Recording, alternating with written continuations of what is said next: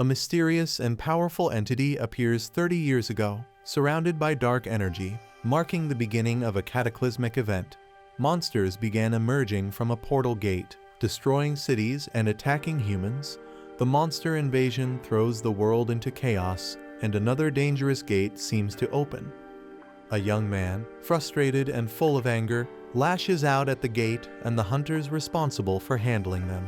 Showing his despair, the boy vents his frustration, questioning why he has to endure such a miserable life. Feeling abandoned by the world, a police officer tries to stop the boy from jumping, warning him of the danger, but he remains defiant. The boy shouts back at the officer, claiming it's his choice to end his life, showing his deep despair. The officers try to calm him down, but the boy struggles, refusing to listen and venting his overwhelming emotions. The boy screams that no one understands the immense suffering he has endured, highlighting his feelings of isolation. 3 hours earlier, the protagonist is fired from the Bitchin Guild. Shocked by the sudden decision, the protagonist pleads, explaining his dedication to the guild and disbelief at being let go. The guild leader dismisses his contributions, stating he hasn't achieved anything significant for the guild. The guild leader reveals he only hired the protagonist for his diligence, but is now disappointed due to his lack of growth as a hunter. The guild leader harshly comments on the protagonist's injury, saying he can't work with someone who's now useless. The protagonist is speechless, struggling to defend himself against the accusations. The guild leader tells him to quit and offers to calculate his severance pay immediately. Desperate, the protagonist vows to find a way to heal his leg and prove he can still work. As the protagonist turns to leave, he encounters someone with intimidating tattoos. A blonde man mocks the protagonist, telling him to leave as per the boss's orders. The protagonist recognizes him, shocked, and calls him Lee Youngjin. The blonde man ridicules the protagonist, mocking his attitude and calling him pathetic. He taunts the protagonist further, suggesting he should use his severance pay for snacks, belittling him as a D-rank hunter. The protagonist snaps, grabbing Lee Youngjin's shirt and accusing him of being ungrateful, stating he got injured saving his life. He reminds Youngjin of his reckless behavior in the dungeon that led to him being poisoned. Further venting his anger, Youngjin laughs dismissively, mocking the protagonist's claims of saving him. He tells the protagonist to stay in his lane, calling him a pack mule and accusing him of not knowing his place. Youngjin questions how someone as weak as the protagonist could even possess an S-rank skill, ridiculing him further. Youngjin mocks the protagonist's skill, explosive growth, jokingly suggesting it only helps with height. He continues to insult, sarcastically pointing out that the protagonist's growth plates are closed, provoking more anger. Furious, the protagonist attempts to punch Youngjin, calling him a punk. Their fists collide, with Youngjin blocking the attack using a shield-like energy barrier. Youngjin taunts him, saying it's time for the protagonist, Taejun, to learn his place. Youngjin throws a powerful punch aimed at Taejun. The punch lands directly on Taejun, sending him flying backward with intense impact. Taejun cries out in pain and shock, visibly overwhelmed by the attack. Taejun accuses Youngjin of acting arrogant just because he started earlier. Taejun sees this confrontation as long overdue.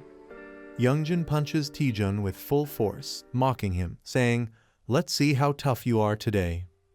The guild leader mocks Taejun, sarcastically labeling his crime as standing up to someone of a higher rank. Other guild members ridicule Taejun for challenging the boss, mocking him for simply being Lee Taejun. Taejun is brutally beaten and collapses to his knees, injured and humiliated. Youngjin looks smug and satisfied, breathing heavily from the confrontation. Taejun lies on the ground, battered and bleeding. A severance envelope is thrown at him with a mocking remark, thanking him for his past 7 years of work. As Taejun sheds tears of pain and humiliation, the final insult is delivered, but let's not see each other again. Taejun leaves a convenience store late at night, carrying a bag, while the clerk bids him goodbye. He walks through the empty, quiet streets under the moonlight, reflecting on his situation. Taejun opens a bottle, likely filled with alcohol, showing his desire to escape his emotions. He drinks deeply, sitting alone, visibly distressed, trying to drown his sorrow. Taejun gazes at the cityscape, enjoying the taste of the alcohol, though it seems bittersweet. He pulls out the severance envelope he received earlier, staring at it with a heavy heart. Taejun laments over the meager severance money, angry and defeated after 7 years of hard work. Feeling there's nothing left for him in the world, Taejun steps onto the edge of a bridge, considering ending it all. Taejun stands on the edge of the bridge, ready to jump, when a holographic window suddenly appears in front of him. The window displays a warning. The user's life is in danger. Please step back from the bridge. Taejun sarcastically responds, questioning why the system suddenly cares about his life now. He angrily addresses the system, blaming it for his suffering over the past 7 years. Taejun punches the holographic window in frustration, blaming the useless skill it gave him. He continues to vent his rage, criticizing the explosive growth skill for failing to improve his stats and questioning how he's supposed to survive with it. The warning reappears, urging him to step back from the bridge, but Taejun remains furious. A red warning appears, stating, "Initiating strike due to baseless violent actions by the owner." Taejun breathes heavily, his emotions boiling over. Laughing hysterically, he mocks the red warning from the system as rain pours down. Taejun challenges the system, sarcastically inviting it to strike him, calling it useless for failing to explain skills properly. In a fit of rage, Taejun hurls his bottle and attacks the holographic warning, shouting for it to disappear. He slumps in defeat, trembling from the overwhelming emotions.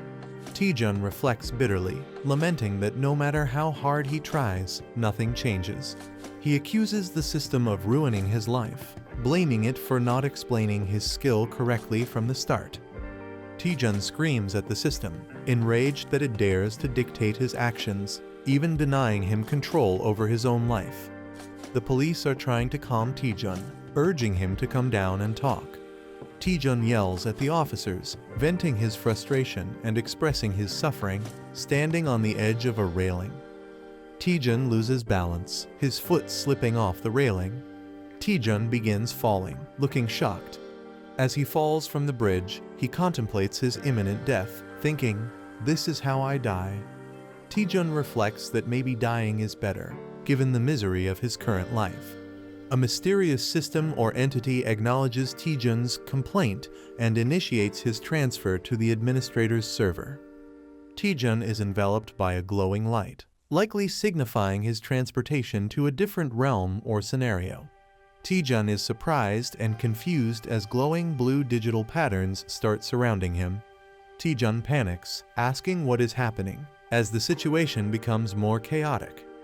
Status windows appear, indicating that his system is being updated. Taejun is engulfed in a surge of bright blue energy, seemingly in the middle of a transformation or upgrade. The progress bar shows the update nearing completion, reaching 99%. The update is complete, confirmed by a glowing yellow status message. Taejun wakes up with a bandage on his nose, clearly feeling the aftereffects of something troubling. Sitting on a bench, he holds his head, complaining about a headache. Reflecting on his actions, he regrets drinking too much alone the previous night and vows not to drink again. Taejun recalls falling and suspects something unusual happened. He experiences strange sensations, as if a status window update is happening, confusing him. Laughing at the absurdity of a status window update, Taejun dismisses it as nonsense. He laments being jobless and wonders how he'll make a living. Considering doing day labor, Taejun is suddenly addressed by a glowing girl who knows his name. Shocked by her appearance, Taejun asks who she is, panicked and confused. A glowing girl introduces herself as Merie from the Status Window Management Department. Taejun is shocked and questions if such a department is real. He realizes that the strange events of the previous night were not a dream. Merie explains they investigated his case regarding explosive growth. She humorously admits his outdated status window wasn't working properly. Taejun is stunned, questioning if this was the reason for his struggles. Merie informs him that due to security reasons, she can't reveal further details. She assures him that the issue is now fixed, but Taejun wonders if all his effort was wasted. Taejun gets angry, realizing that all his hard work may have been for nothing. Taejun accuses Merie of making him train in vain for 7 years due to an outdated status window. Enraged, Taejun demands compensation for his suffering and threatens her in anger. Merie panics and explains that she has restored his stats and healed all his injuries to calm him down. Taejun, surprised, realizes that his body has been completely healed. He checks his condition and finds himself in perfect shape, questioning how Merie achieved it. Merie hints that a special trigger is required to activate his explosive growth but cannot explain fully yet. She proposes a partnership to help Taejun achieve his potential. A sudden disturbance occurs as a massive gate opens in the city. A terrifying monster emerges from the gate, and people scramble to call the suppression team to handle the threat. Taejun is shocked and questions how he is expected to deal with the massive monster. He accuses Merie of sending him to his death, while she tries to reassure him, claiming he can handle it.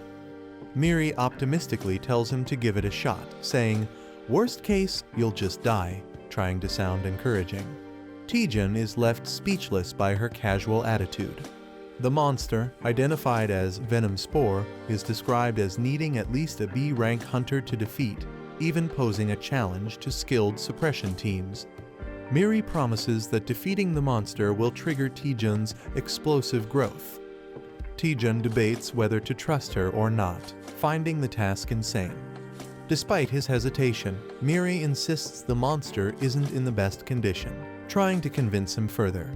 Taejun remains silent, deep in thought, contemplating his next move. Taejun reflects that his life has always been full of challenges and hardships. He considers running away but feels weighed down by his current situation. Determined, Taejun questions why he is hesitating and resolves to act. Accepting the chaos in his life, he prepares himself for what's to come, reasoning that it can't get any worse. With newfound determination, Taejun confidently declares, "Fine, let's do this." As the suppression team leaps into action, Taejun decides to join them despite his fear. He charges toward the monster, aware of the danger but ready to face it. The venomous monster retaliates, releasing its toxic attack. Taejun counterattacks with fierce determination, unleashing a powerful move against the creature. Taejun successfully attacks the monster, splitting it apart with great force. A notification confirms that the quest, "A Small Step Forward," has been completed. Taejun activates the skill, Undaunted Experience CC, after his victory. The skill, Explosive Growth, is also activated, enhancing his abilities significantly. He questions the simplicity of defeating a junior spore in one hit and wonders about the strange system notifications appearing. His stats are visibly enhanced, showing a dramatic improvement. A status window displays his updated information, revealing his new skills and significantly improved attributes. Merie excitedly asks Taejun how it feels to use Explosive Growth for the first time. Taejun, with a sinister smile, realizes how overpowered the skill is and revels in his newfound strength. Taejun, glowing with power, is warned by a companion not to celebrate yet as his explosive growth is just starting. Taejun's companion motivates him, urging him to keep fighting and eliminate all the monsters. Taejun charges forward, preparing to attack monstrous plant-like creatures. Taejun fiercely throws a powerful punch with determination. Taejun's punch explodes through the monster, splattering it in a burst of energy. Taejun realizes the massive stat boost he gains from defeating each monster, calling it a jackpot skill. Taejun's Explosive Growth skill activates multiple times as he fights, significantly enhancing his stats. Taejun leaps into action against monstrous creatures, evading their attacks while green energy splatters around. Taejun confidently thinks that at this growth rate, He'll surpass B rank and even stronger levels soon. Taejun envisions himself becoming stronger than an A rank hunter as he faces towering enemies. The scene shifts to a peaceful city setting, possibly hinting at where the battle is happening. The suppression team arrives on the scene to control the situation, noticing the aftermath of the battle. A group of hunters regrets missing the action, expressing their frustration. One of the hunters notices Taejun and mocks him, calling him a loser. Taejun holds a glowing pink crystal, surprising others who wonder if he's acting strange or consumed something unusual. The group arrives at the scene, mocking Taejun and questioning if he even knows where he is. The blonde hunter taunts Taejun again, calling him pathetic and predicting his failure. Taejun realizes the group led by Youngjin is also here for the hunt, further complicating matters. Taejun appears cautious and confused, sensing something ominous around him. Taejun's expression shifts to a sly grin, possibly plotting his next move or preparing for a confrontation. Taejun thanks a member of the suppression team, reflecting on his current injured state. The suppression team member acknowledges Taejun's efforts, praising him for preventing a dangerous situation. Taejun laughs it off, modestly saying he was just doing his duty as a hunter. The blonde hunter and another person are shocked, realizing Taejun's true capabilities. A soldier praises Taejun for his incredible performance, saying they couldn't imagine handling the venom spores alone. The blonde hunter, surprised, questions if Taejun really did it all by himself. The soldier confirms Taejun handled everything alone and asks if there's an issue. The blonde hunter and his group are stunned and find it hard to believe Taejun's achievement. Taejun tells the group to leave and assures he'll explain everything later. The scene transitions to an abandoned building, indicating a new setting or upcoming event. The blonde hunter confronts Taejun, asking if he truly managed everything by himself. The blonde mocks Taejun, doubting that a D-rank hunter could achieve such a feat. Taejun remains silent, standing unfazed despite the insult. A glowing notification startles Taejun, hinting at a new event or quest. Taejun reads the quest details, which challenge him to teach the disrespectful juniors a lesson in exchange for an A-rank skill. Taejun realizes the reward is an A-rank skill, a significant opportunity for him. Taejun smiles darkly, thinking about how he can get both revenge and a skill by completing the quest. Taejun apologizes sarcastically to the group, preparing to take action. Taejun sarcastically apologizes and asks if they mind if he beats them up. The blonde hunter is stunned and confused by Taejun's statement. Taejun dramatically pretends to cry, saying he's not good at sugarcoating things. Taejun repeats his challenge, asking once more if he can teach them a lesson. The group mocks Taejun, thinking he's gone mad or joking around. One of the group members angrily lunges at Taejun, demanding he stop talking nonsense and answer. The attacker emphasizes that in this world, those who commit crimes should be punished, delivering a strong blow. Taejun is grabbed by the head as someone questions if he's serious. The attacker prepares to punish Taejun but realizes something is wrong as he can't move properly. Taejun, with a dark smile, taunts the attacker, telling him to take his punishment like he deserves it. The attacker is shocked, unable to understand what's happening. Taejun strikes the attacker, sending him collapsing with one blow. Taejun easily overpowers the attacker, leaving him stunned and collapsing to the ground. The others are shocked, questioning what just happened. The others are confused, questioning why the attacker collapsed so suddenly. Taejun casually gestures for the rest of the group to come at him, inviting them one by one. Taejun menacingly smirks, daring them to endure just one flick on their foreheads for bullying their senior. The group questions Taejun's confidence and his intent to flick them, finding it ridiculous. Taejun flicks one member's forehead with enough force to cause intense damage, sending blood gushing. Taejun unleashes powerful attacks, effortlessly taking down multiple opponents. Another member suffers a devastating blow as Taejun displays overwhelming strength. The blonde hunter is stunned, questioning why his group is losing so easily. Taejun dismisses the idea that it's a joke and approaches the blonde hunter menacingly. Taejun calls out Youngjin directly, asking if he finds the situation amusing. Taejun declares he might let the others go but won't spare Youngjin. Taejun taunts Youngjin, saying a simple flick isn't enough for him and warning him to get ready. Youngjin, enraged and clenching his teeth, swears revenge, calling Taejun dead meat. Youngjin activates an ice ability, surrounding himself with sharp icicles and a cold aura. He mocks Taejun, assuming he has gained some physical enhancements, and warns him not to get overconfident. Youngjin arrogantly declares that Taejun is the one who's in trouble. Taejun observes the ice missiles and sarcastically questions when Youngjin learned such a skill. Taejun reveals that he, too, has just learned a new skill, showing flames igniting in his hand. A massive explosion of fire erupts as Taejun prepares to test his newly acquired ability in a grand display of power. A rank skill that is stronger than normal fireballs and reduces the target's healing ability. He is stunned by the fireball's sheer intensity, calling it incredible. Taejun jokingly admits he's new to the skill and advises Youngjin to be cautious. The fireball unleashes a massive, fiery explosion, showcasing its destructive power. Youngjin feels the overwhelming heat and realizes the power of the fireball. The fireball creates a huge fiery blast, leaving a crater. Youngjin, charred and exhausted, struggles to breathe and process what happened.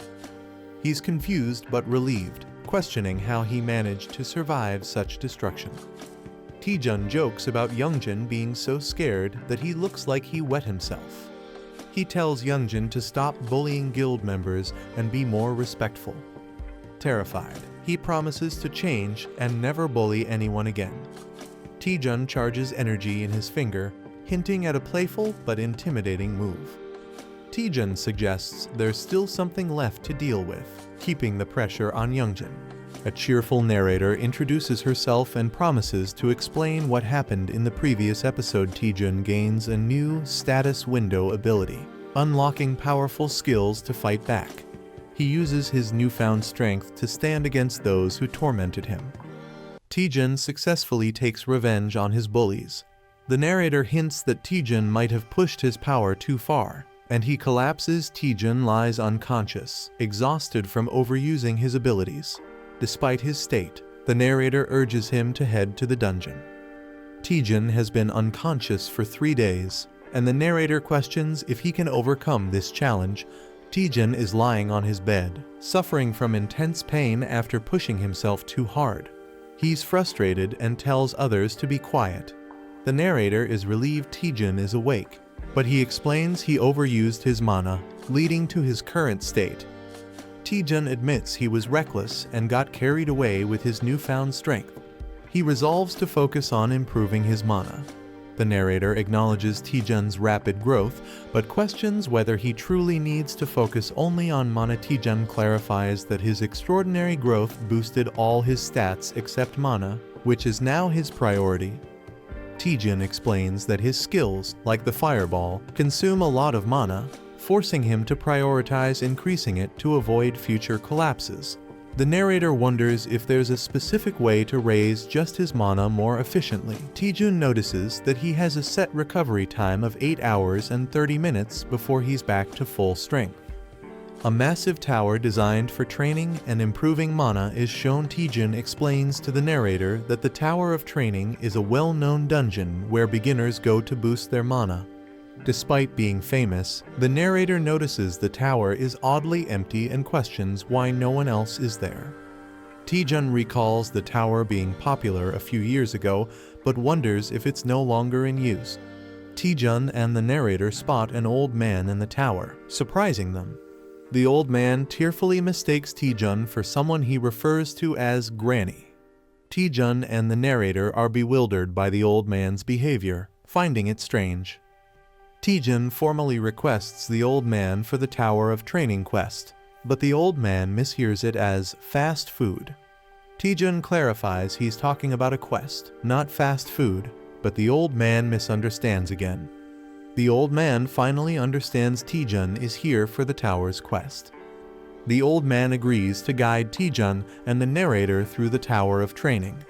The narrator feels uneasy about the situation, but Taejun reassures her, saying he's prepared. The old man starts explaining the mechanics of the tower to Taejun and the narrator. The tower is divided into 10 stages, and clearing all of them will complete the quest. Taejun guesses the first task is to defeat 10 goblins, and he's correct. The old man acknowledges Taejun's guess with a cheerful response. Taejun impresses the narrator with his knowledge of the tower, claiming no one knows its strategies better than him. Taejun reveals he studied dungeon strategies on YouTube and memorized them, even though he couldn't go on real expeditions. Taejun confidently declares the beginner dungeon will be easy for him, earning admiration from the narrator. Taejun mutters to himself, and the old man overhears, prompting Taejun to play it off as a joke. They reach the first trial area, and the old man prepares to summon monsters. The old man struggles dramatically while summoning monsters for the trial. The old man nervously announces the arrival of the monsters, completing the summoning. Taejun and the narrator are fired up to face the challenge, confident that defeating 10 goblins will be easy. Movement in the bushes indicates something approaching, creating tension. Instead of goblins, large ogres and a few goblins emerge with a loud roar. Taejun, the narrator, and the old man face a massive crowd of ogres and goblins, far beyond what was expected. Taejun and the narrator are shocked at the situation, jokingly calling it bulking season. Taejun questions why the goblins appear to be oversized ogres, asking the old man for an explanation. The old man, lost in thought, mentions kimchi stew, completely ignoring the situation. Realizing the old man might be senile, Taejun is visibly annoyed and doubtful of the old man's capabilities. The ogres begin their attack with another fierce roar, escalating the tension. Taejun and the narrator panic as the monsters rush toward them, increasing tension. Taejun uses a powerful fire attack to hold back the ogres, showcasing his abilities.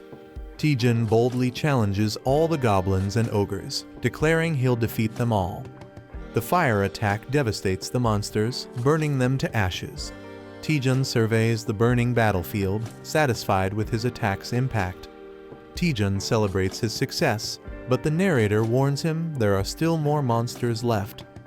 A massive ogre towers over Taejun, wielding a giant weapon, taking the battle to a new level. The giant ogre swings its weapon, landing a powerful blow on Taejun, catching him off guard. Taejun faces off against an ogre and prepares for a fight. The ogre attacks, and Taejun responds with determination, challenging its strength. Taejun skillfully dodges the ogre's powerful strike. Taejun spins, preparing a counterattack. He delivers a powerful blow to the ogre's head, drawing blood. The ogre roars in defeat as Taejun stands confidently. Notifications appear, confirming the completion of Stage 1 and increased experience. The old man, impressed by Taejun's swift completion of the first stage, acknowledges his achievement while flames blaze in the background. Taejun looks surprised but takes in the comment. The old man teases Taejun, suggesting the first stage was easy. Taejun nervously pretends it was harder than it seemed, masking his frustration. The old man casually suggests moving to the next stage, frustrating Taejun. Monsters appear, stronger and in overwhelming numbers, challenging his mental resilience. Taejun faces a giant beast, feeling the intense physical and mental pressure. Taejun realizes why no one dares to challenge this place anymore. He yells in frustration, calling the dungeon impossible to clear and referring to it as hell. Someone pleads for mercy, revealing Taejun's name as they face the tower. Taejun reaches the final stage, facing an ominous silhouette. The final boss is revealed, a massive hellhound Cerberus, ranked S and level 90. Taejun is horrified, sweat dripping as he reacts to the terrifying scene. Taejun realizes the final boss isn't a simple dog as expected, but an overwhelming threat. Taejun gives up, believing he can't defeat the boss, even with multiple lives. He's out of mana and struggles to find a way to continue. A hidden quest appears, tasking him with curing a senile NPC to restore order. Taejun reads the hidden quest details and begins thinking. He realizes the dungeon relies on the old man's unstable mana. The old man's loss of mana control causes the monsters to grow stronger. Taejun decides that if he can return the old man to normal, he can clear the dungeon. Taejun shares his plan with the spirit, but he's uncertain if it will work. Taejun gathers his resolve, deciding to give it a shot. He recalls that uncontrolled mana can drive powerful mages insane.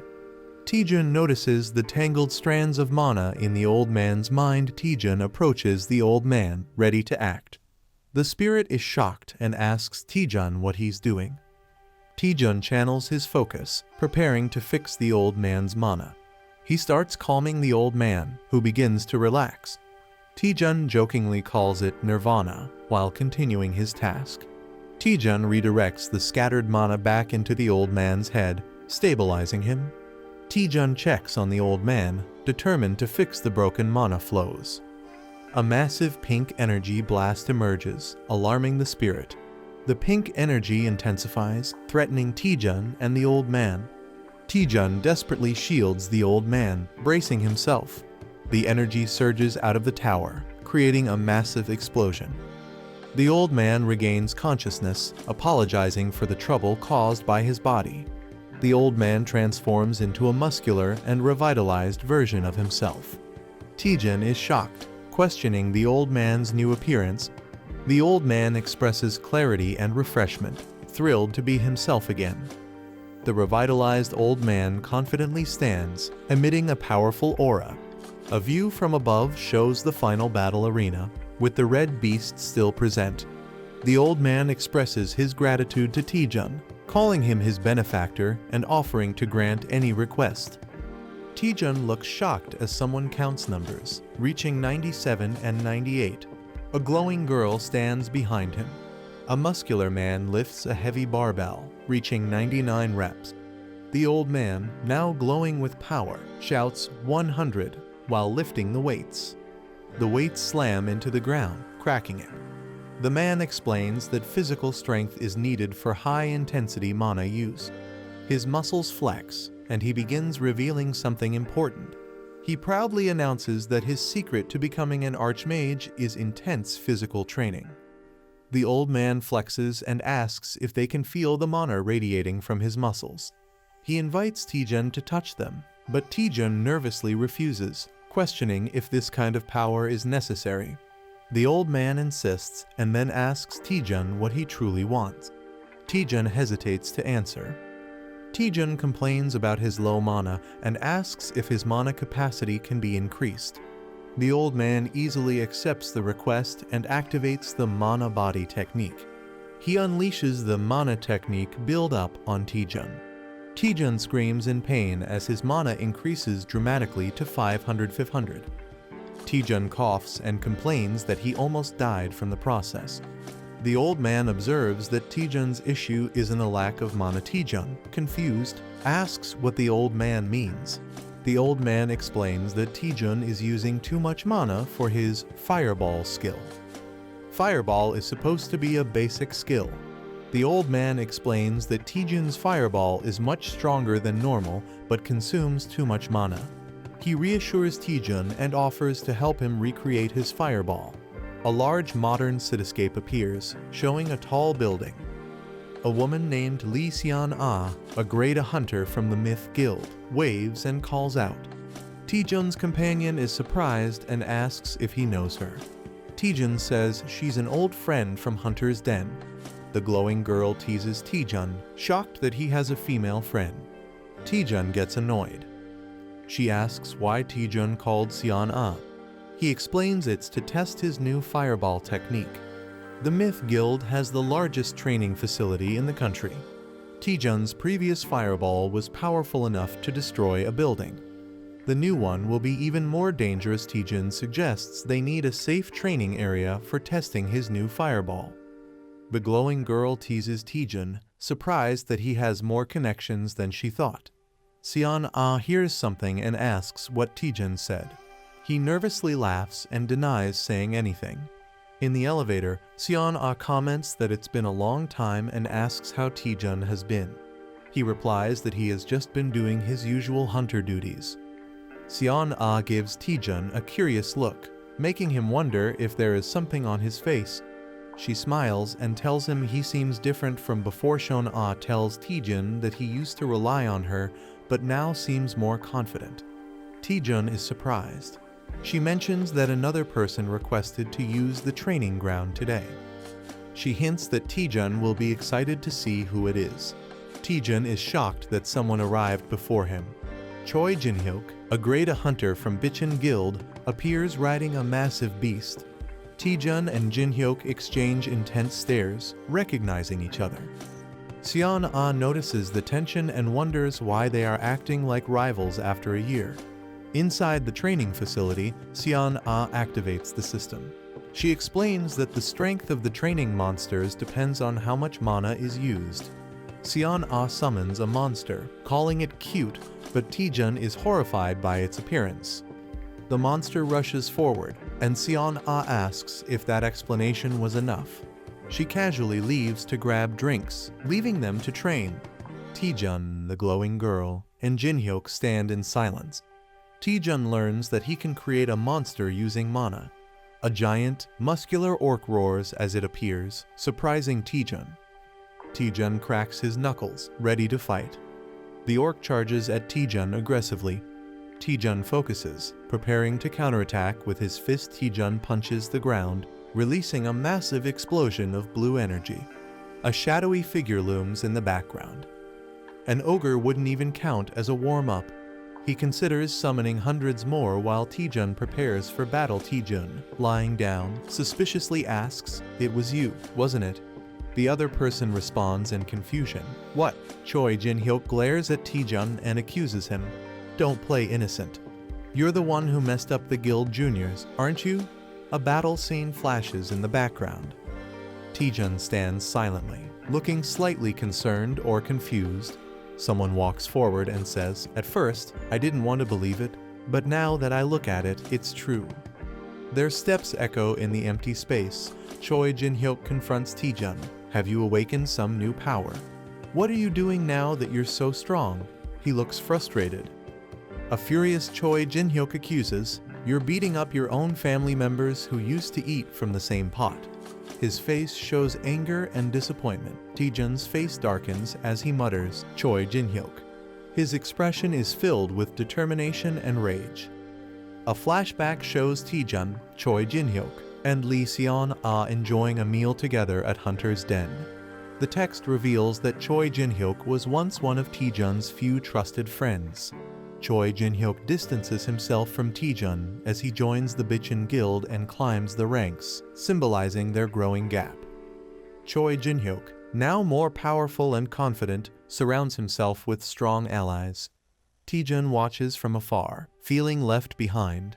His expression is colder, showing that he has become someone different from the friend Taejun once knew.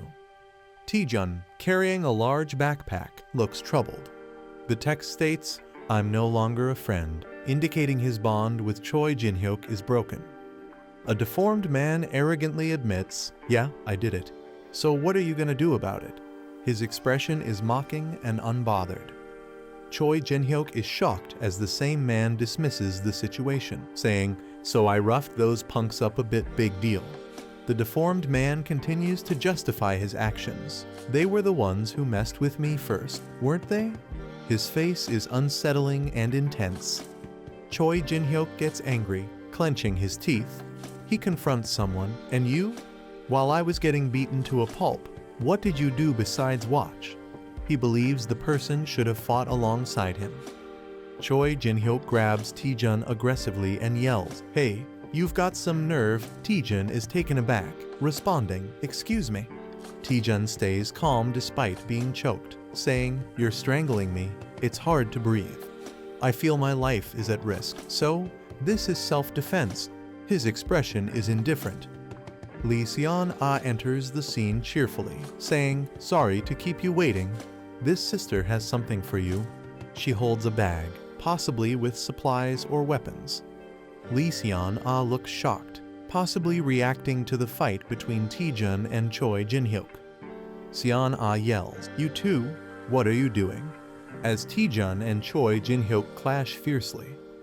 Choi Jin-hyuk swings his spear, sending a powerful red energy attack at Taejun, who dodges just in time.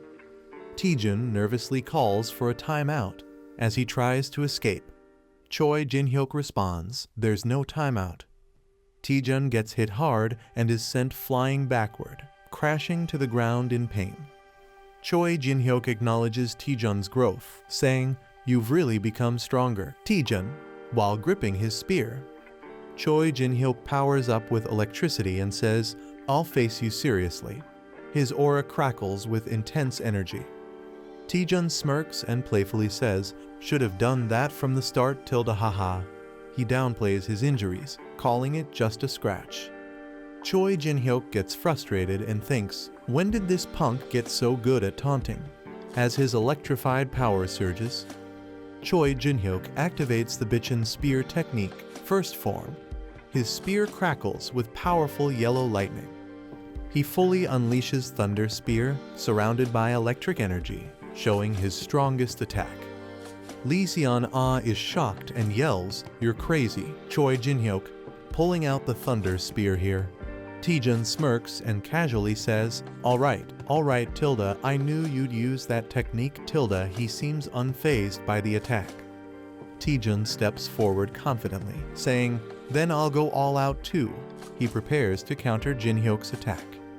Lee Seon-ah and the spirit next to her look surprised, reacting to something unexpected. Wait, is that? Taejun begins charging a powerful energy blast, glowing blue. He unleashes a massive fireball attack, engulfing the battlefield in bright blue flames. A system message appears, revealing the attack's name, Archmage's Fireball as it reduces the enemy's healing ability on impact. Choi Jin-hyuk is stunned, thinking, that's just like an energy blast, as Taejun's attack threatens to overwhelm him. A character gathers immense energy, forming a glowing orb in his hands. He unleashes a massive blue fireball attack, sending it towards his opponent. The skill used is Archmage's Fireball S, which reduces healing upon impact. An enemy, wielding a sword, looks in shock, realizing the immense magical power of the attack. He panics, thinking he can't block such a powerful attack. The fireball explodes, creating a massive shockwave and engulfing the area. A mysterious mechanism activates, possibly a defensive tool. The explosion spreads, shaking the battlefield. Taejun, Lee Seon-ah, and Fighter all look in shock and fear *** at the overwhelming destruction. A mysterious figure appears, radiating powerful energy, and Taejun asks, "Who are you?" She is revealed to be Cha Soo-hyun, an S-rank hunter and the vice president of Myth Guild. She scolds Taejun, saying his reckless attack could have caused a serious accident. Taejun, feeling guilty, nervously explains that he miscalculated the power since it was his first time using the skill. The fighter sees the situation and thinks Taejun is in serious trouble. Cha Soo-hyun, in a dramatic moment, intimidates Taejun, making him sweat. However, instead of punishing him, she suddenly offers Taejun a chance to join Myth Guild. The blonde-haired fighter is shocked and furious, unable to believe it.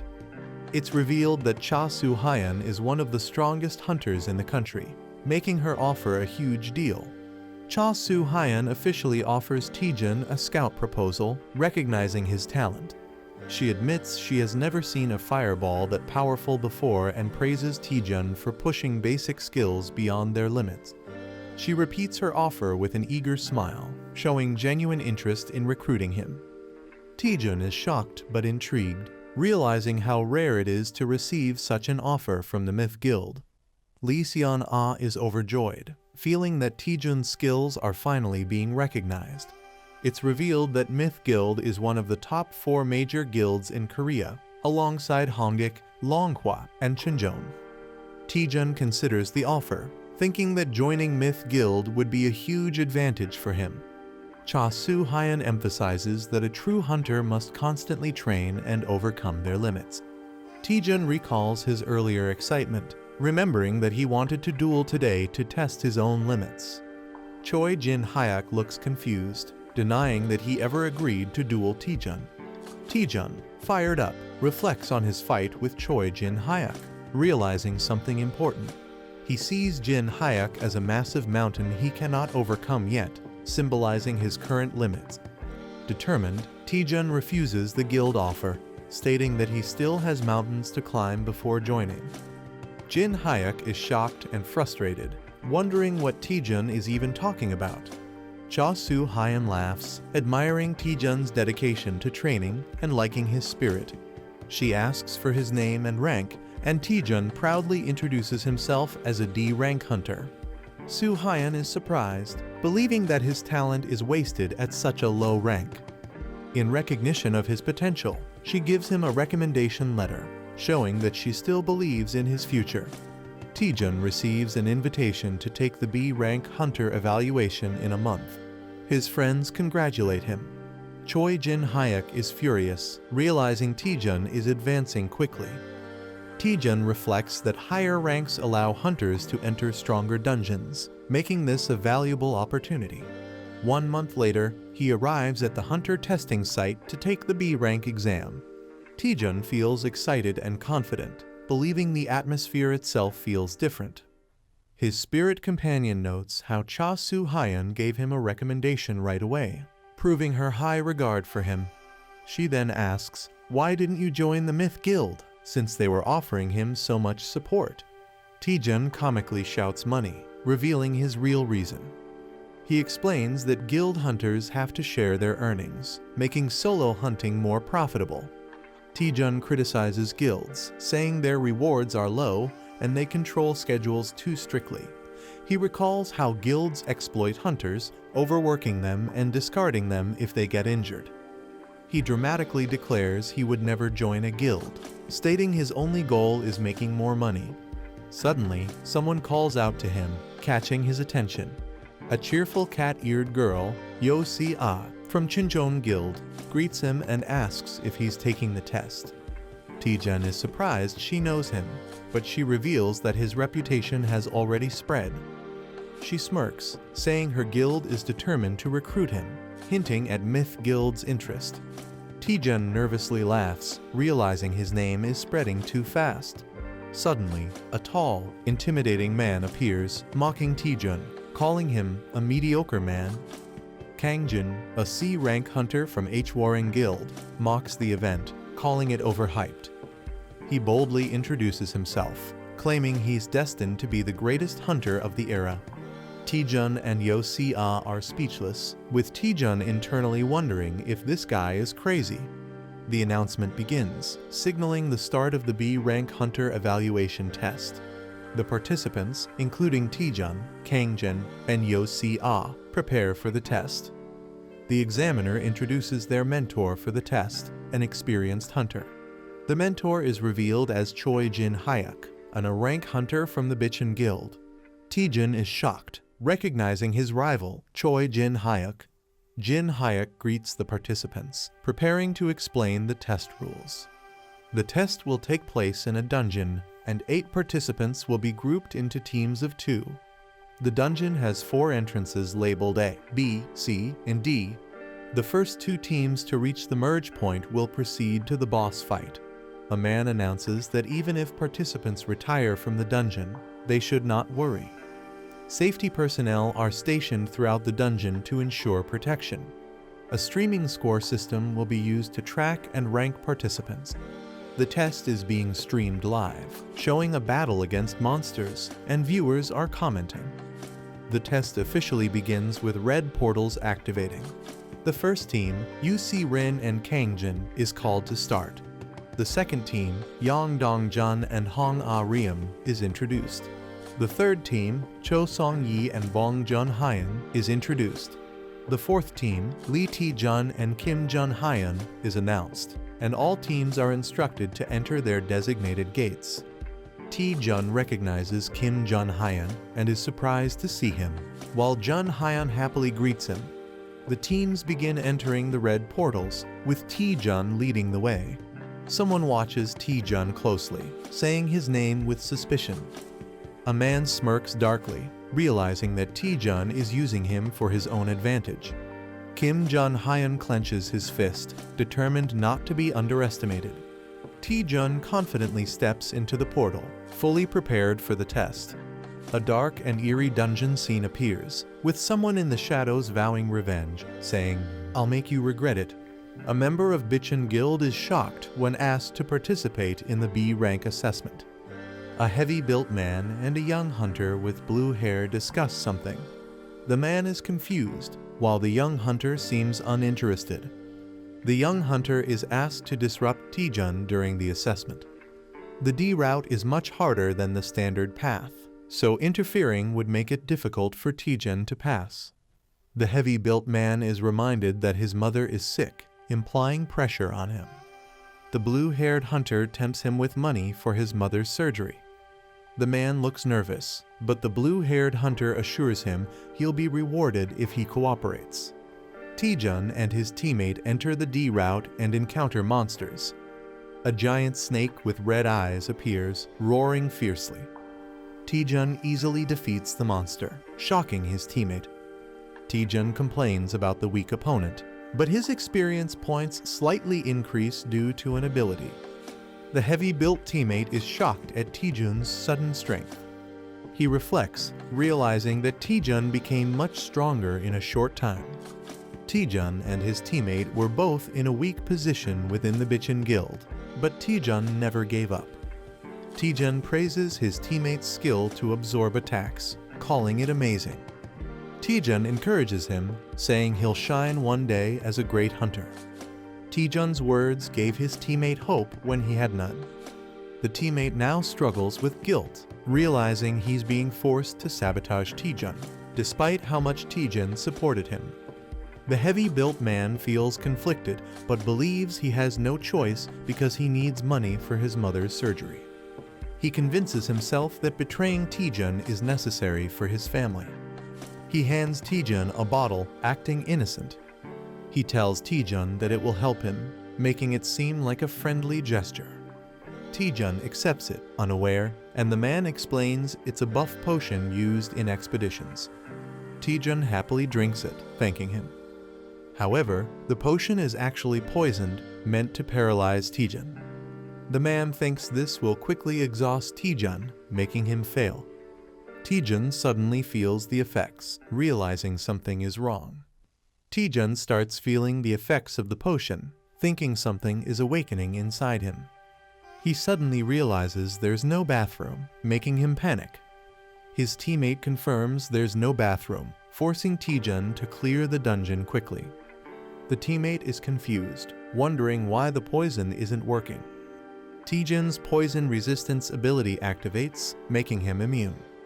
Taejun investigates the dungeon's layout, noticing something is off. They reach a dead end, forcing them to turn back. Taejun complains about going in circles, while his teammate sees an opportunity. The teammate considers pushing Taejun into the pit to sabotage his assessment. The heavy-built man nervously calls out to Taejun. Suddenly, he lunges forward, apologizing as he tries to push Taejun off the cliff. However, he loses balance and falls instead, screaming. Taejun is shocked, watching him plummet. Both of them are confused as they realize what just happened. The man keeps falling, panicking. He crashes into the cliffside, hitting the rocks hard. Taejun shouts at him, thinking he's trying to die on purpose. Hanging upside down, the man breaks down, calling himself garbage and saying he deserves to die. A shocked Taejun reacts angrily to being called trash. A man confesses he tried to sabotage the assessment for his own benefit. The man, feeling guilty, wants to die, but Taejun refuses to let go. Taejun panics, realizing the situation has become serious. Taejun considers moving closer, thinking no one is watching his live stream. Taejun is surprised to see 10 viewers on his live stream. Taejun scrambles, not wanting viewers to see him in a humiliating state. Taejun loses his grip and starts falling from the cliff.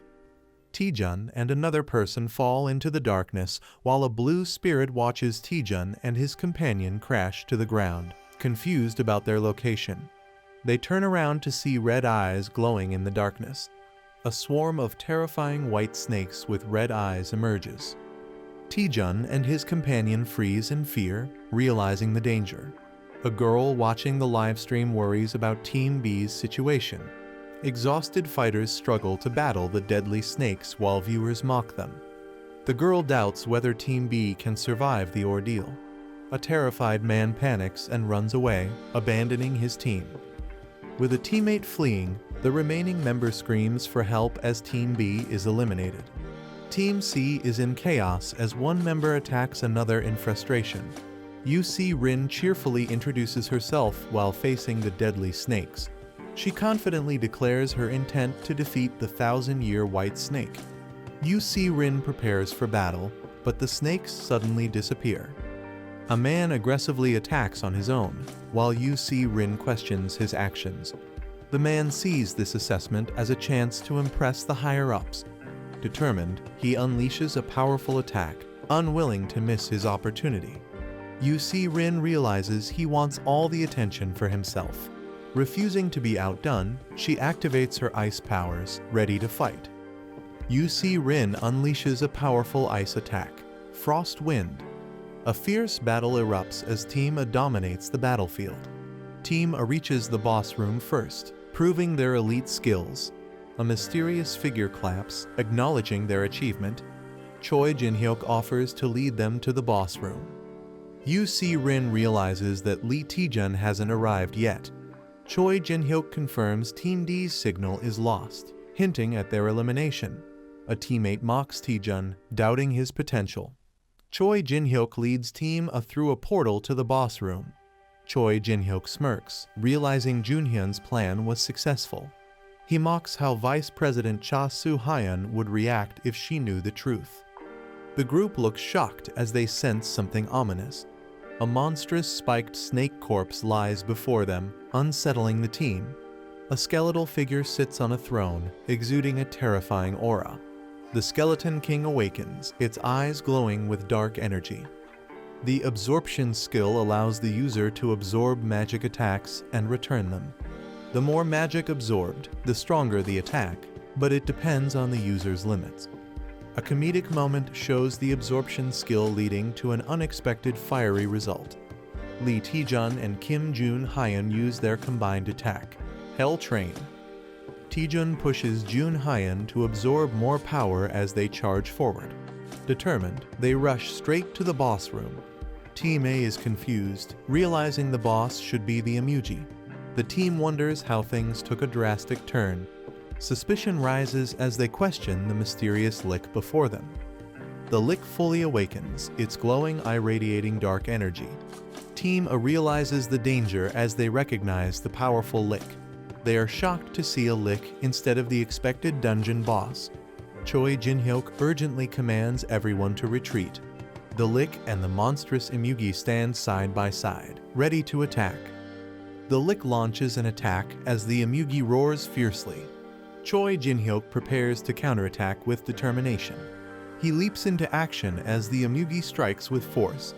UC Rin and her teammate refuse to stay idle and prepare to assist. UC Rin and Kang Jin launch their combined attacks against the Emugi. The Emugi retaliates, injuring UC Rin as she screams in pain. Choi Jin-hyuk panics as he sees his teammates wounded. He realizes that the Lich is controlling the Emugi. He determines that taking down the Lich is the key to victory. Choi Jin-hyuk prepares to strike but is caught off guard. The Emugi launches a surprise attack, hitting him hard. He regrets recklessly charging in without a proper strategy. The Emugi roars, ready to finish him off as he faces near death. The girl regrets not saying something before dying. A hunter is violently thrown back by a powerful attack. A shocked boy feels fear as he senses something terrifying. The team celebrates reaching the boss room. A man is relieved to be alive but realizes something is wrong. Urgent warning is given to Lee Taejun and Kim Jun-hyun. A massive monster, Emugi, looms over them in danger. Taejun and Jun-hyun barely dodge a devastating attack. They realize facing a Lich and an Emugi is too much for a B-class test. The man suspects someone is sabotaging the evaluation. The team speculates that a powerful guild member might be involved. Taejun acknowledges the situation but finds it complicated. Taejun confidently suggests taking down the Emugi. Taejun and Man reluctantly agree to work together. A warrior with dual swords charges forward as something powerful descends from above. A fighter holds a glowing energy orb, declaring a temporary alliance. One character asks if Jun Hyun can take more fireballs, but he seems exhausted. A large, wounded serpent-like creature appears, still moving. A character warns Lee Tae-jun to be cautious as a dangerous attack approaches. The fighter with the glowing orb confirms that he also sees the danger. A massive 20% fireball attack is launched toward the enemy. A massive blue energy dragon appears, roaring fiercely. A warrior activates Divine Spear Technique, second form, preparing to attack. The warrior unleashes a powerful spear technique, cutting through the air. A Lich with a flaming purple staff stands atop a defeated beast. You see Rin and Hangjin see the Lich is vulnerable and prepare to strike. Hangjin charges at the Lich while it casts an attack. Hangjin declares he won't miss his opportunity to attack. He delivers a powerful ice punch straight at the Lich. A fighter asks Jun Hyun for one last favor, believing they can't lose as a team. Lee Tae-jun and Kim Jun Hyun activate a collaborative attack. Hell Train attack is unleashed, surging with immense energy. The enemy is frozen solid, trapped in ice. A fighter questions if they've finally defeated the enemy. The entire group looks shocked, realizing something unexpected. The Lich survives the attack, unaffected by their efforts. The Lich counterattacks, summoning deadly energy spikes. Two fighters are impaled, unable to escape. More allies are struck, screaming in pain. The team is injured and trapped by ice spikes, realizing the Lich seems immune to damage. A fighter questions their lack of knowledge about the Lich, wondering if they missed something.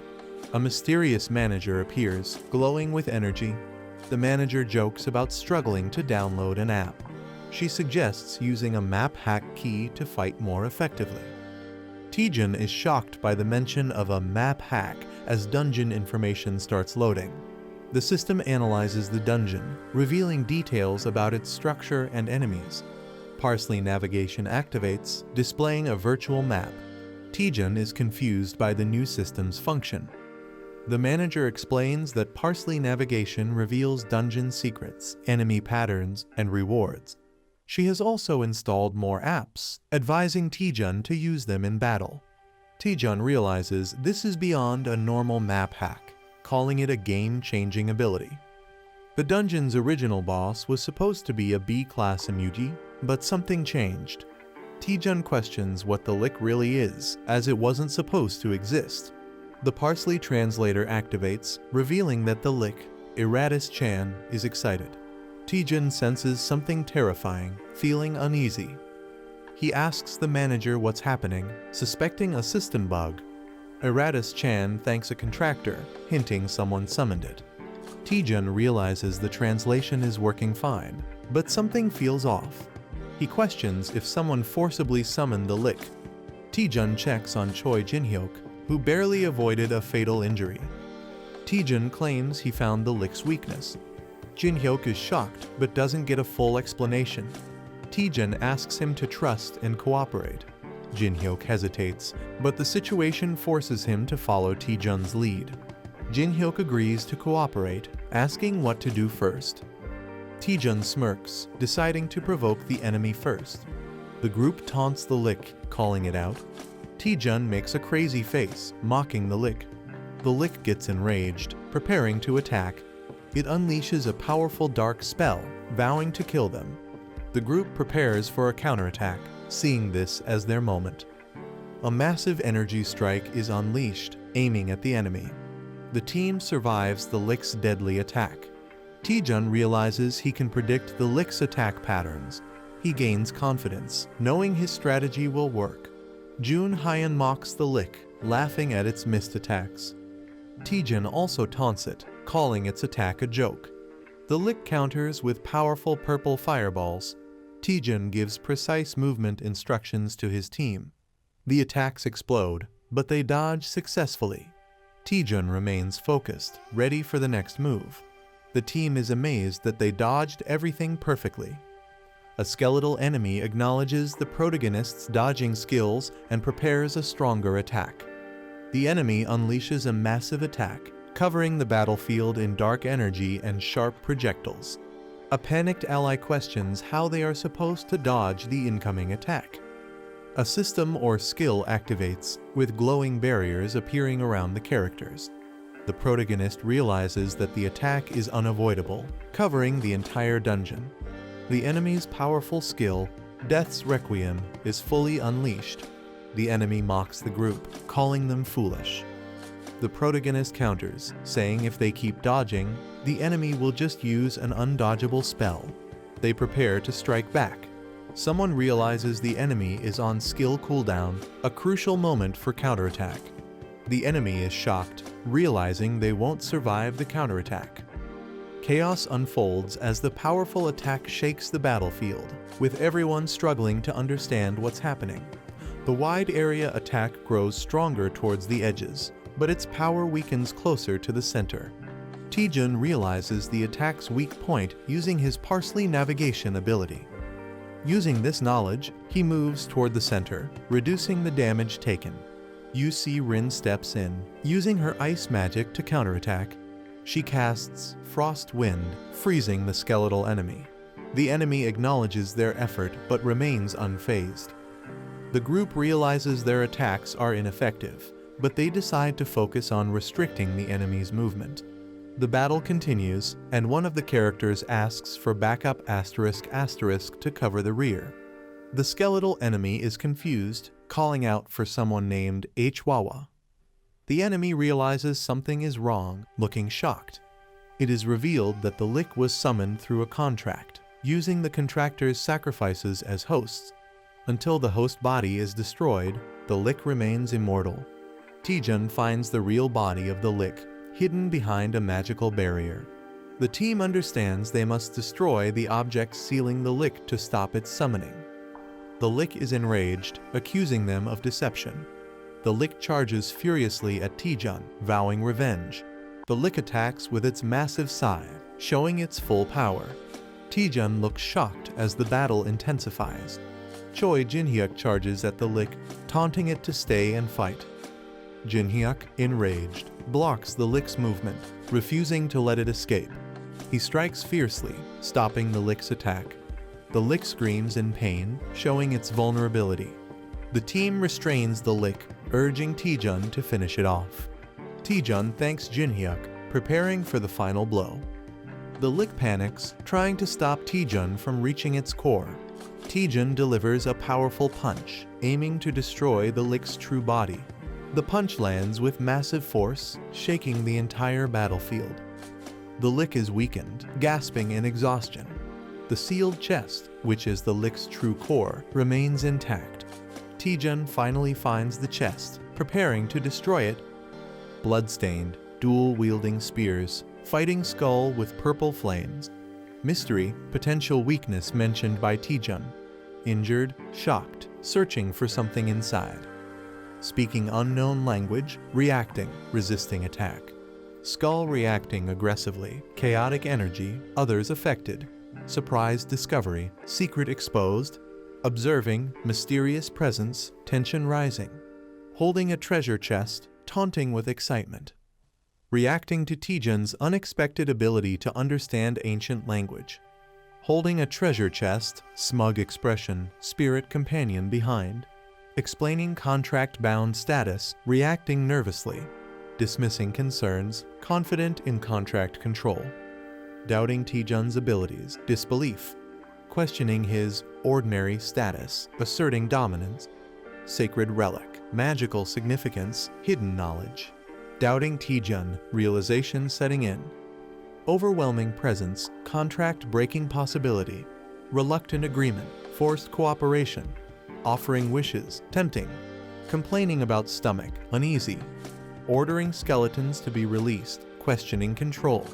skeletons attacking, blue-haired man and green-helmeted man fighting back. Anomaly detected, unknown disturbance. Martial artist Hangjin and cat-eared girl UC Rin destroying skeletons. Accepting negotiations, communication success. Asking for Taejun's wish. Demanding everything, confused by Taejun's sudden demand.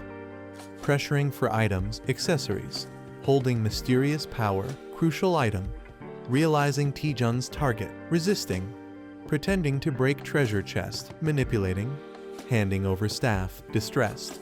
Holding staff, demanding contract release. Pretending ignorance about contract release. Realization hitting, caught off guard. Mocking, pretending ignorance. Intense red energy, furious reaction. Furious, overwhelming force, striking Taejun. Raising treasure chest, intimidating. Intense counterattack, explosion. Last struggle, refusing to fade. Declaring Eratus Chan's rebirth, sinister confidence. Mocking Skull's dramatic exit. Examining broken weapon, questioning its significance. Investigating summoning method, questioning target. Thrilled about new item, materialistic attitude. Observing Taejun's greed. Newly discovered item, unexpected find. Speculating value, linking it to the skull. Concerned, checking on him. Assuring he's fine, activating interface. Doubting Taejun's victory against the Lich. Declaring victory, dismissing concerns.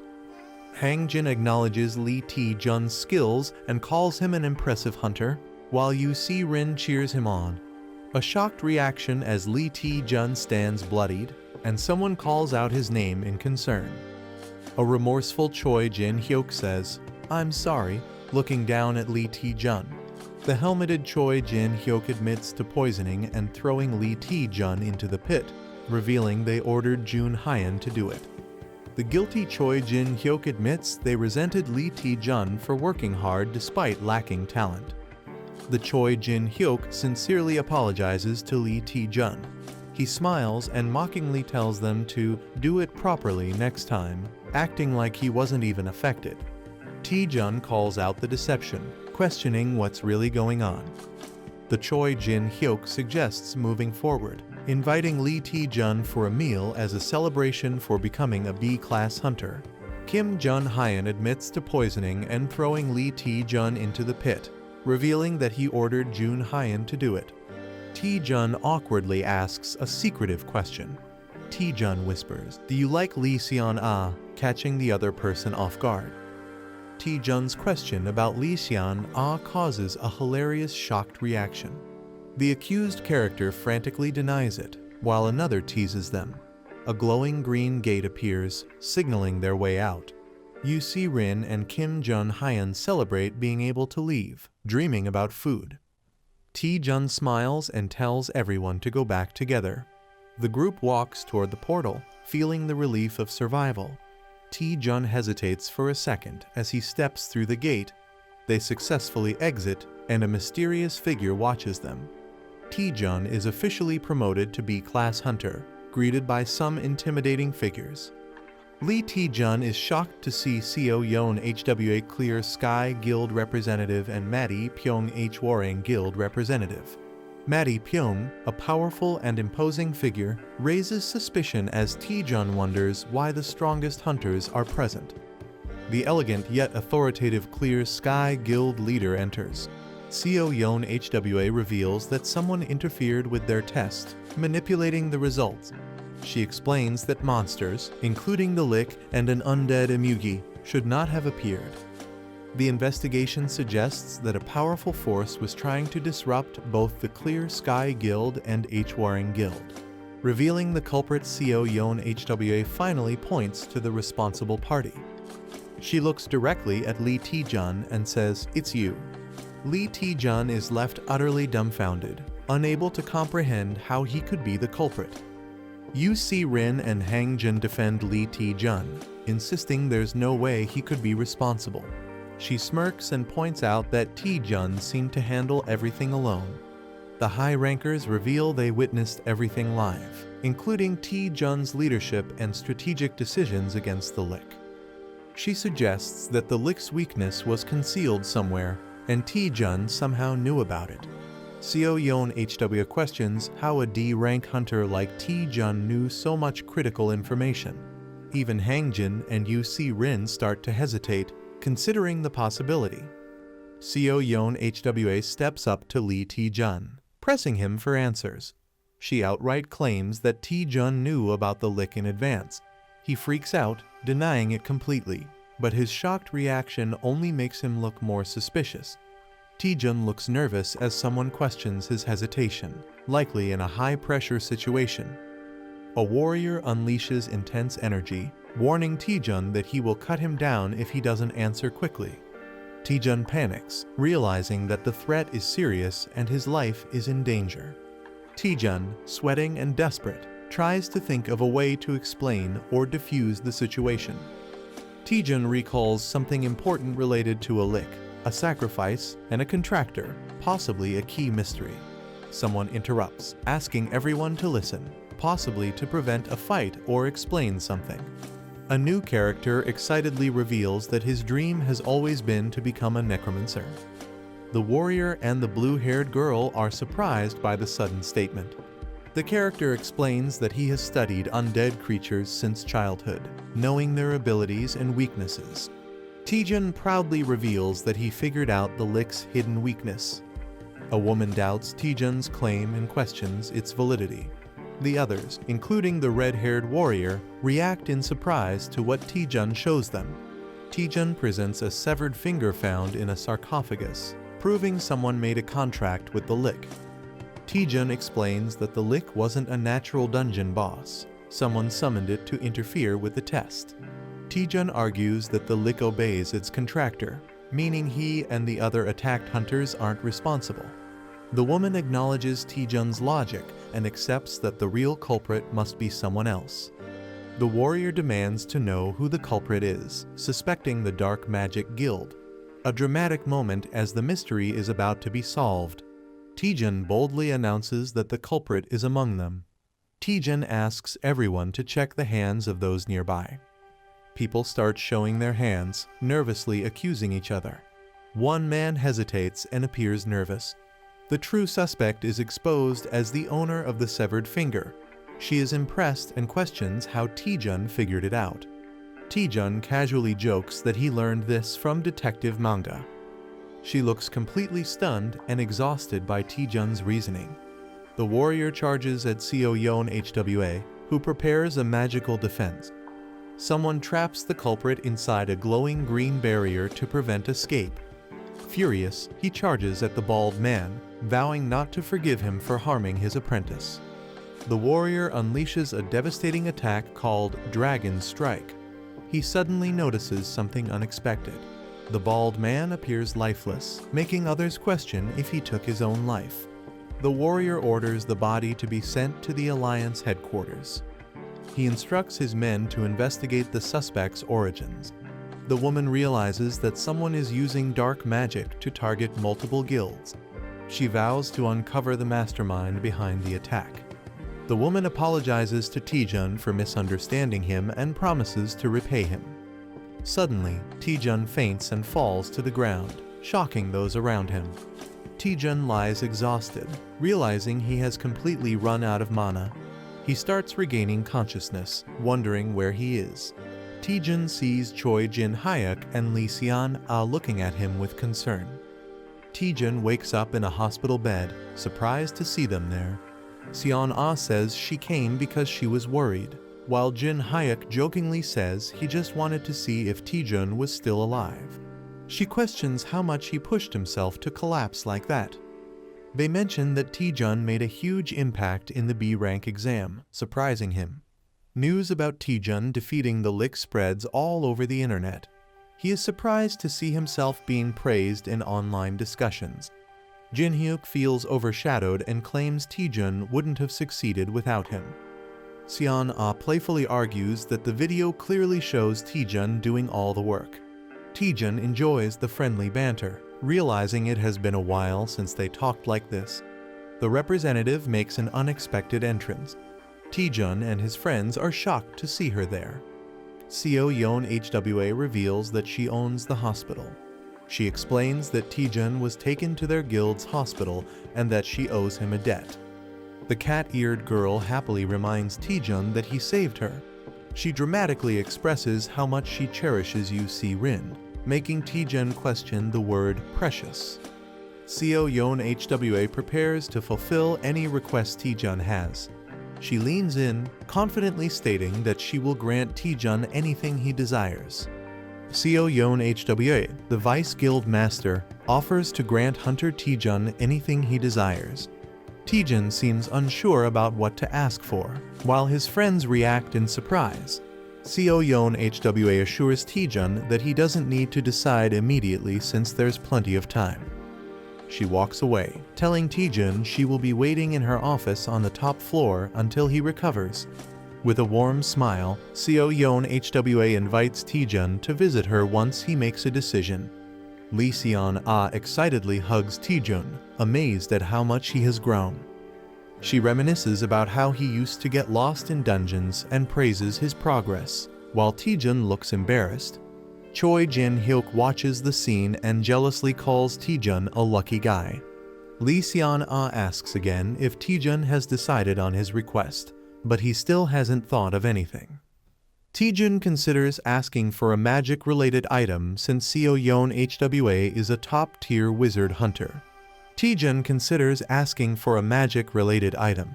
He realizes that recovery is more important right now and decides to think about it later. Lee Seon-ah cheerfully gives him a drink to help him recover faster. She and Jin-hyuk decide to leave, making plans to head out. A mystical spirit comments that Taejun has a lot to think about. The spirit excitedly imagines a beautiful woman granting a wish, while Taejun is unimpressed. Taejun debates what to ask for, considering money as an option. He quickly dismisses the idea, realizing he should ask for something priceless instead. Determined, Taejun decides he needs to figure out what he needs the most. Suddenly, he remembers and asks about the items he got earlier. Taejun realizes his items were automatically stored in the Parsley Market vault. Confused, Taejun wonders what Parsley Market is. The spirit excitedly acknowledges that Taejun is finally asking about it. Parsley Market is revealed as a massive second-hand trading platform with over 100 million users. It has users from various dimensions, offering a wide range of items at reasonable prices. The platform provides no currency exchange fees, membership rewards, and secure transactions. Taejun is shocked to learn that even people from other dimensions use it. The spirit encourages him to try it out, while Taejun realizes he has unique access on Earth. Taejun understands his advantage. He can buy artifacts from other dimensions and sell Earth items exclusively. Excited, Taejun realizes he has the opportunity to monopolize the market. Taejun gets greedy, imagining the money rolling in, while the spirit looks unimpressed. Excited, he decides to connect to Parsley Market and collect amazing items. Taejun initiates the connection, pressing the screen. The system begins analyzing his body and player data as he connects. Taejun is amazed as he enters a bustling marketplace filled with unique beings. A dwarf vendor offers a fully enhanced dragon skin shield for 1.8 likely currency. Another seller offers arcana gems, asking for offers first. Taejun compares it to a generic mobile game, while the spirit encourages him to explore. He approaches the dwarf vendor and asks to check item prices. The dwarf happily invites Taejun to take a look at the dragon skin shield. The Dragon Shin Shield Plus 13 is a powerful B-rank shield made from dragon scales, priced at 18,000 Parsley coins. Taejun questions the currency value, asking how much 18,000 Parsley coins is worth. The spirit excitedly reveals that 18,000 Parsley coins equals 240,000 magic stones. Taejun is shocked, realizing that 240,000 magic stones is worth over 1 billion won. He wonders if there's a cheaper item, but the spirit explains that 18,000 Parsley coins is the market average. Disappointed, Taejun realizes he can't afford anything. A new idea strikes him. He wonders how much the items he obtained earlier would be worth. Taejun approaches a vendor, pretending to be a newbie, and asks for a price check. He shows the vendor an unusual item and asks for its value. The vendor examines it closely, getting ready to determine its worth. The vendor declares the staff unsellable, surprising Taejun. The staff is cursed, making it difficult to use unless someone is a powerful mage. Taejun is shocked to learn the staff is completely unusable for him. He shows another item, a crystal he obtained from the same monster, for appraisal. The vendor values it at only 10 parsley coins, leaving Taejun frustrated at how worthless it is. Taejun feels disappointed, but the spirit encourages him to take things slowly. A mysterious figure approaches, asking Taejun for a trade.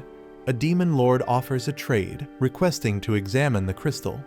Taejun thinks it's just junk, but the demon lord insists he accepts the trade. The demon lord is pleased, revealing that with enhancements, the crystal will become valuable, and he even offers to cover the costs. Taejun excitedly accepts the demon lord's offer, thinking it's a great deal. The demon lord reveals a condition: if the enhancement fails, Taejun must cover all costs. Taejun and the spirit are shocked by the risky condition. The demon lord adds that if the enhancement succeeds, it's completely free, tempting Taejun. The spirit warns Taejun, whispering that the demon lord looks like a scammer and they should ignore him. The demon tricks new players with high enhancement costs, calling it a classic scam. A character sees through the scam, thinking only a fool would fall for it. Something unexpected happens, making the character hesitate. The demon reassures that the player can stop enhancing anytime. With confidence, he prepares to begin the enhancement. A girl tries to stop Taejun, fearing he'll lose all his money. He reassures her, saying he has a winning strategy. She questions his plan, but he tells her to watch and see. He declares he'll prove that luck-based mechanics can be broken. The demon lord explains the game rules, where Taejun can keep enhancing until he decides to stop. If Taejun succeeds, all costs are covered by the demon lord.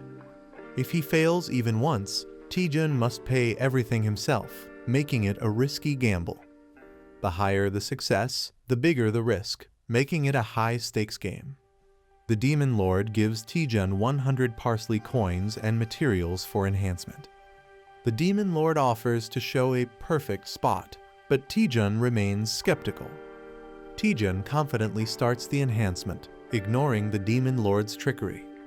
The obsidian crystal begins glowing, signaling something unexpected. The enhancement of the obsidian crystal was successful, granting +1 strength. The demon lord is surprised by the success rate and admires the player's boldness. The demon lord taunts, questioning if the player will stop at just one enhancement. The player smirks confidently, hinting at his next move. With a crazed look, the player declares he's going straight to +9, daring others to back out. The demon lord is shocked and questions if going straight to +9 is a wise choice. The player mocks the demon lord, laughing and asking if he's scared. The demon lord mocks the player, calling him an idiot for attempting a +9 enhancement with a near impossible success rate. Seeing the challenge, the demon lord decides to take the bet and commits his money. The player confidently confirms the deal with a smirk. He presses the Enhance button, ready to take the risk. A rapid sequence of enhancements begins, filling the screen with energy. A character panics, calling out to Taejun in disbelief. The demon lord laughs hysterically, believing the player has doomed himself. A dramatic reveal: Taejun succeeds in enhancing the crystal to +9. The enhanced obsidian crystal now grants major stat boosts and mana recovery. The demon lord is left in shock, unable to comprehend the impossible success. The demon lord is in complete shock, unable to believe the player succeeded in enhancing to +9 without a single failure. Others suspect the player might be a game admin due to his unbelievable success. The demon lord, unwilling to let him go, plots to get him to enhance again. He tries to tempt the player by mentioning that he's only one enhancement away from max level. With a creepy grin, the Demon Lord pressures him to go all the way. The player hesitates, holding the enhanced crystal and considering full enhancement. He reveals that his success up to +9 was guaranteed due to the extraordinary growth buff. However, the chance for the final enhancement is only 10%, making failure a huge risk. Despite the low chance, the player's curiosity and excitement push him to try. Instead of deciding immediately, he suggests making a deal with the Demon Lord. The player confidently suggests going to the perfect spot for the enhancement. They arrive at Pierian Peak, a legendary enhancement spot. Other players pray desperately, fearing complete ruin if they fail their enhancements. The player stands calmly among the desperate crowd, exuding confidence. He claims he can feel the sorrow of all the failed enhancements from this place. The elf girl asks if enhancing at this location will increase his chances. With a smirk, the player bluntly states that it won't help at all. She is shocked and questions why they even came to this place. The player cryptically explains that luck follows a flow. He believes that understanding the right timing can help overcome even the lowest odds. The elf girl is somewhat convinced, but still questions the reason for coming here. The player cryptically asks if she can hear the wailing of countless items. He claims he can sense the precise moments when to proceed or stop based on the reactions of others. With confidence, he declares that luck is now on his side. He prepares for his final enhancement attempt, pouring all his energy into it. The enhancement process begins with a powerful surge of energy. The Demon Lord is stunned, unable to believe he's actually attempting full enhancement. He doubts the success rate, believing it's statistically impossible to succeed from 0 to +10 without failure. Everyone watches in suspense as the outcome is about to be revealed. The crystal glows intensely, marking the decisive moment. A man is screaming intensely, sweat dripping from his face. The same man shouts "See you" with excitement, while a demon and a cat-like character watch. A notification announces that the obsidian crystal of Passing Porter has been enhanced to +10, glowing with twilight energy. The star-shaped Demon Lord and others are shocked, realizing they are seeing a fully enhanced item, calling it National Power Level material.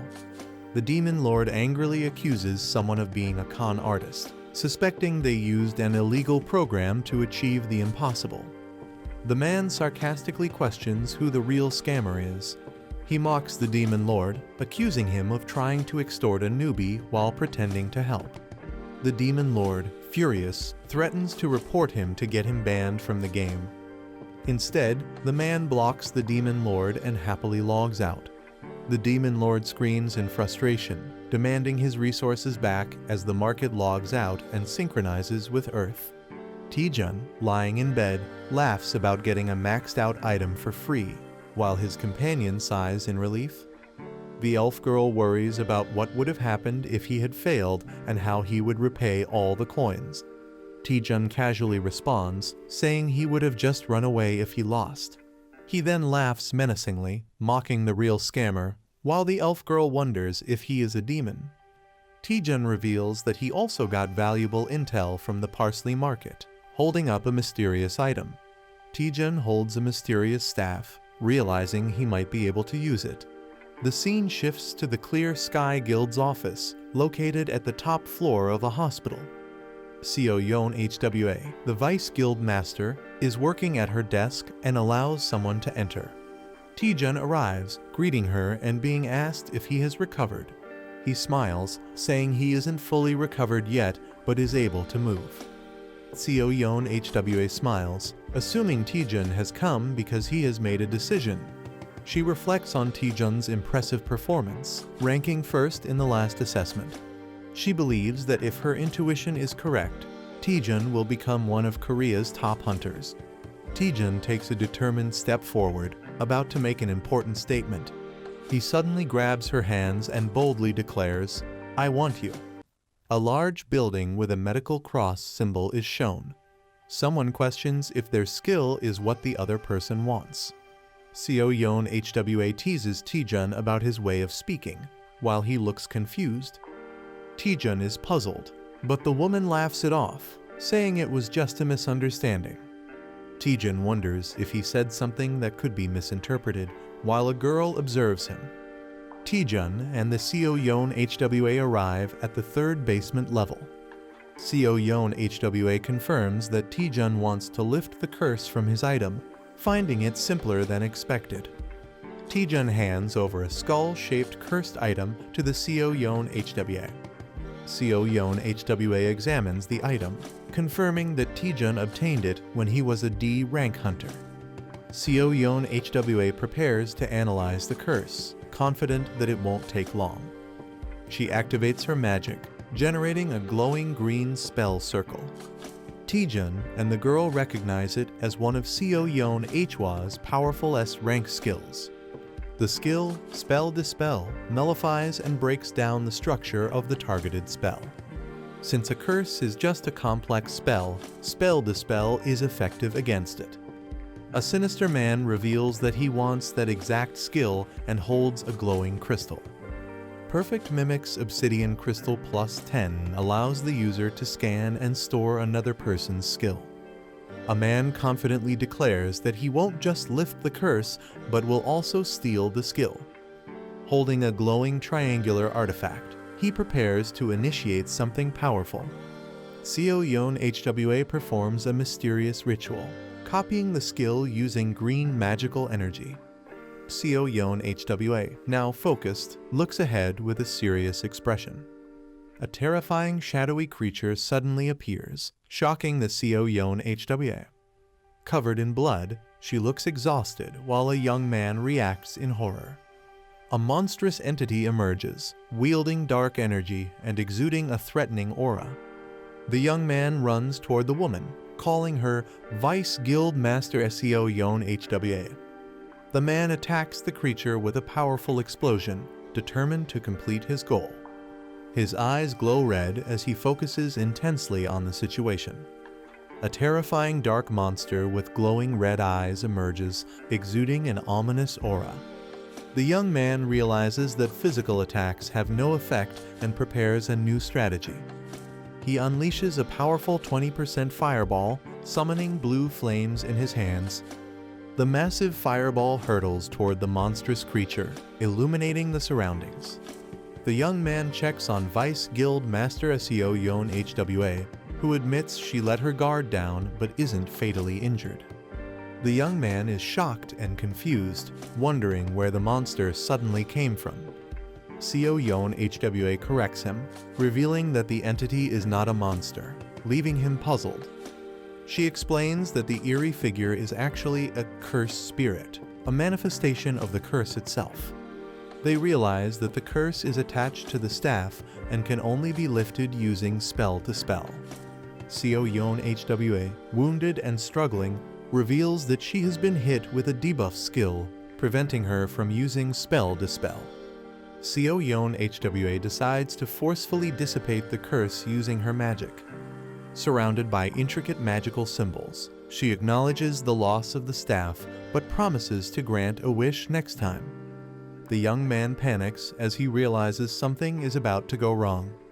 He shouts in frustration, realizing that he won't be able to lift the curse or obtain spell dispel. Desperately, he asks Vice Guild Master Seo Yeon HWA if she has a skill called Power Infusion, to which she hesitantly confirms. The young man asks Seo Yeon HWA if she can temporarily lend him spell dispel, assuring her that he will handle the situation. Seo Yeon HWA warns that the cursed spirit is too strong to be defeated with borrowed power alone. The terrifying cursed spirit, a high-level entity, looms menacingly as she explains that even for her, dispelling it is a time-consuming process. The young man confidently asks if she would be willing to trust him despite the risks. Seo Yeon HWA hesitates, looking uncertain as she processes his bold request. Seo Yeon HWA sighs in resignation, realizing the young man is determined to lift the curse. She explains that spell dispel requires high-level calculations and that he must carefully follow her guidance. As the ritual begins, she warns that the buff duration is short, while he confidently prepares to take action. A system notification confirms that he has been temporarily authorized to use spell dispellus. With a determined smirk, he confidently declares that if Co Yon HWA can't do it, he will handle it himself. With everything set up, the young man prepares to use his newfound ability while Co Yon HWA watches. As the battle intensifies, the cursed spirit lunges forward to attack.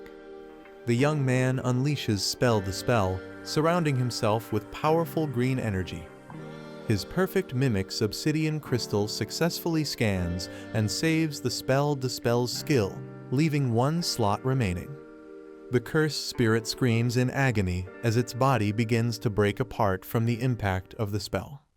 The Spell Dispel Enhanced Growth version combines Spell Dispel with a calculation system, allowing automatic skill execution.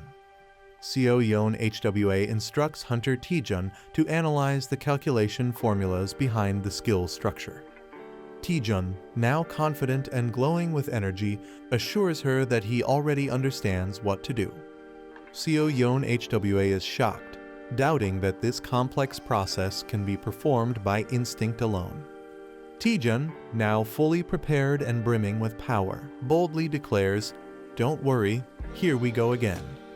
The cursed spirit shrieks in anger as it prepares to attack. Taejun, filled with determination, challenges the cursed spirit, ready to unleash his power. He activates Lee Taejun's ultimate automatic spell Dispel macro version, sending a massive surge of energy toward the enemy. The cursed spirit roars in agony as it is overwhelmed by the powerful blue energy. Co Yon HWA watches in shock, realizing that the curse is truly disappearing. Even a skilled spellcaster would need at least 5 years to analyze this complex curse. Taejun effortlessly calculates and breaks the spell structure, impressing those watching. The curse takes the form of a ghostly entity as it begins to break apart. Taejun successfully dispels the cursed spirit using Spell Dispel, leaving everyone in awe. The Eratus staff is now completely freed from its curse. Taejun sarcastically praises Vice Guild Master Co Yon HWA, shocking her. He humbly admits that handling such a skill proves YS rank hunters are on another level.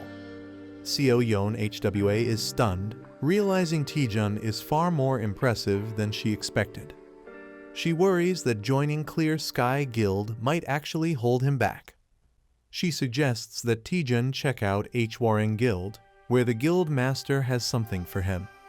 She smiles, implying that whatever it is could greatly benefit Taejun. The scene shifts to Hwarring Guild, located in the mountains. A giant red-scaled beast appears, preparing to fight. A martial artist with red afro hair proudly demonstrates his rising dragon fist technique. He ignites his fists with fiery energy, calling it a rare opportunity to witness his ultimate skill. The martial artist prepares himself, ready to demonstrate his technique. He uses Phantom Step, moving at incredible speed with a fiery aura. He launches his powerful Rising Dragon one-horn strike at the massive beast. Proud of his display, he asks if the technique was impressive, while Taejun awkwardly agrees. Meanwhile, a sinister figure observes the fight, holding a mimic crystal, waiting for the right moment to steal the skill.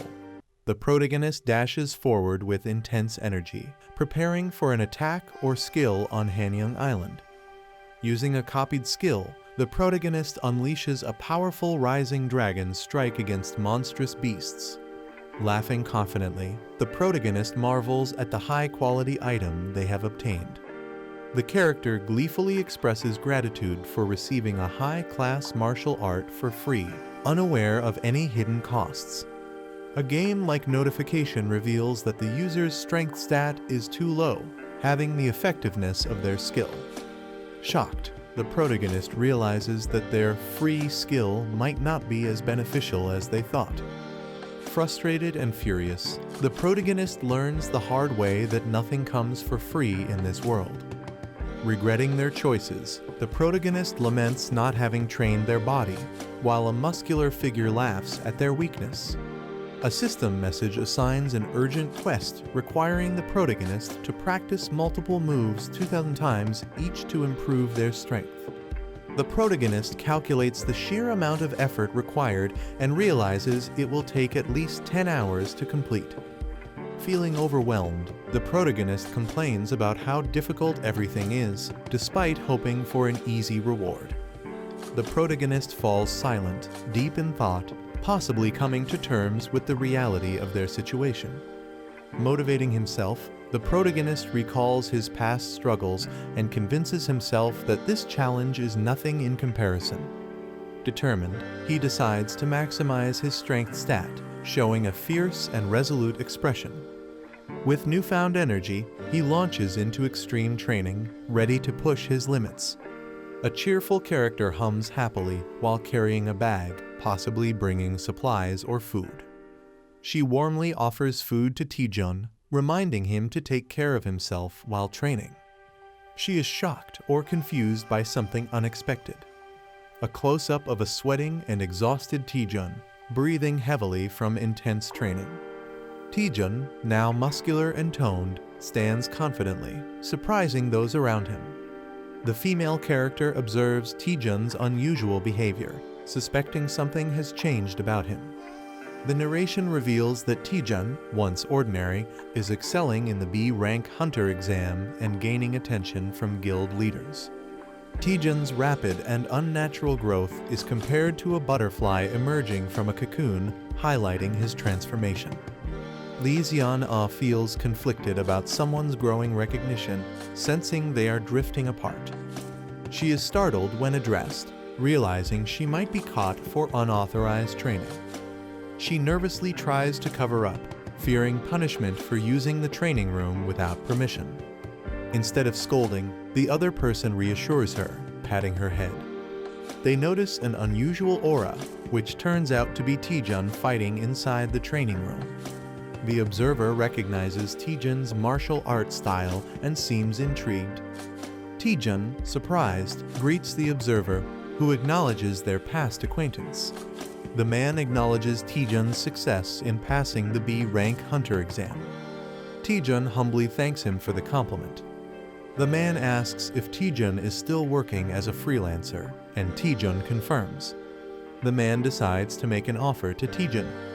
He explains that an expedition is planned, but a member dropped out due to injury.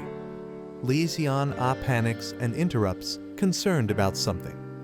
She expresses her worry that the expedition might be too difficult for Taejun. Taejun asks about the dungeon's difficulty, and they reveal it's a grade 2 dungeon with little information available. Lee Xian-ah worries about the unknown dangers in the dungeon and is concerned about Taejun's safety.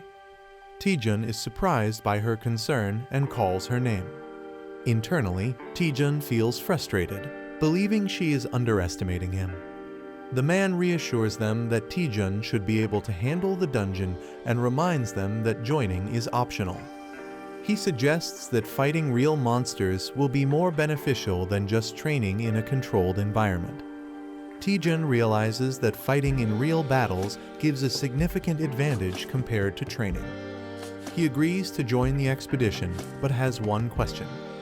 Taejun slyly confirms that freelancers keep all the magic stones they collect.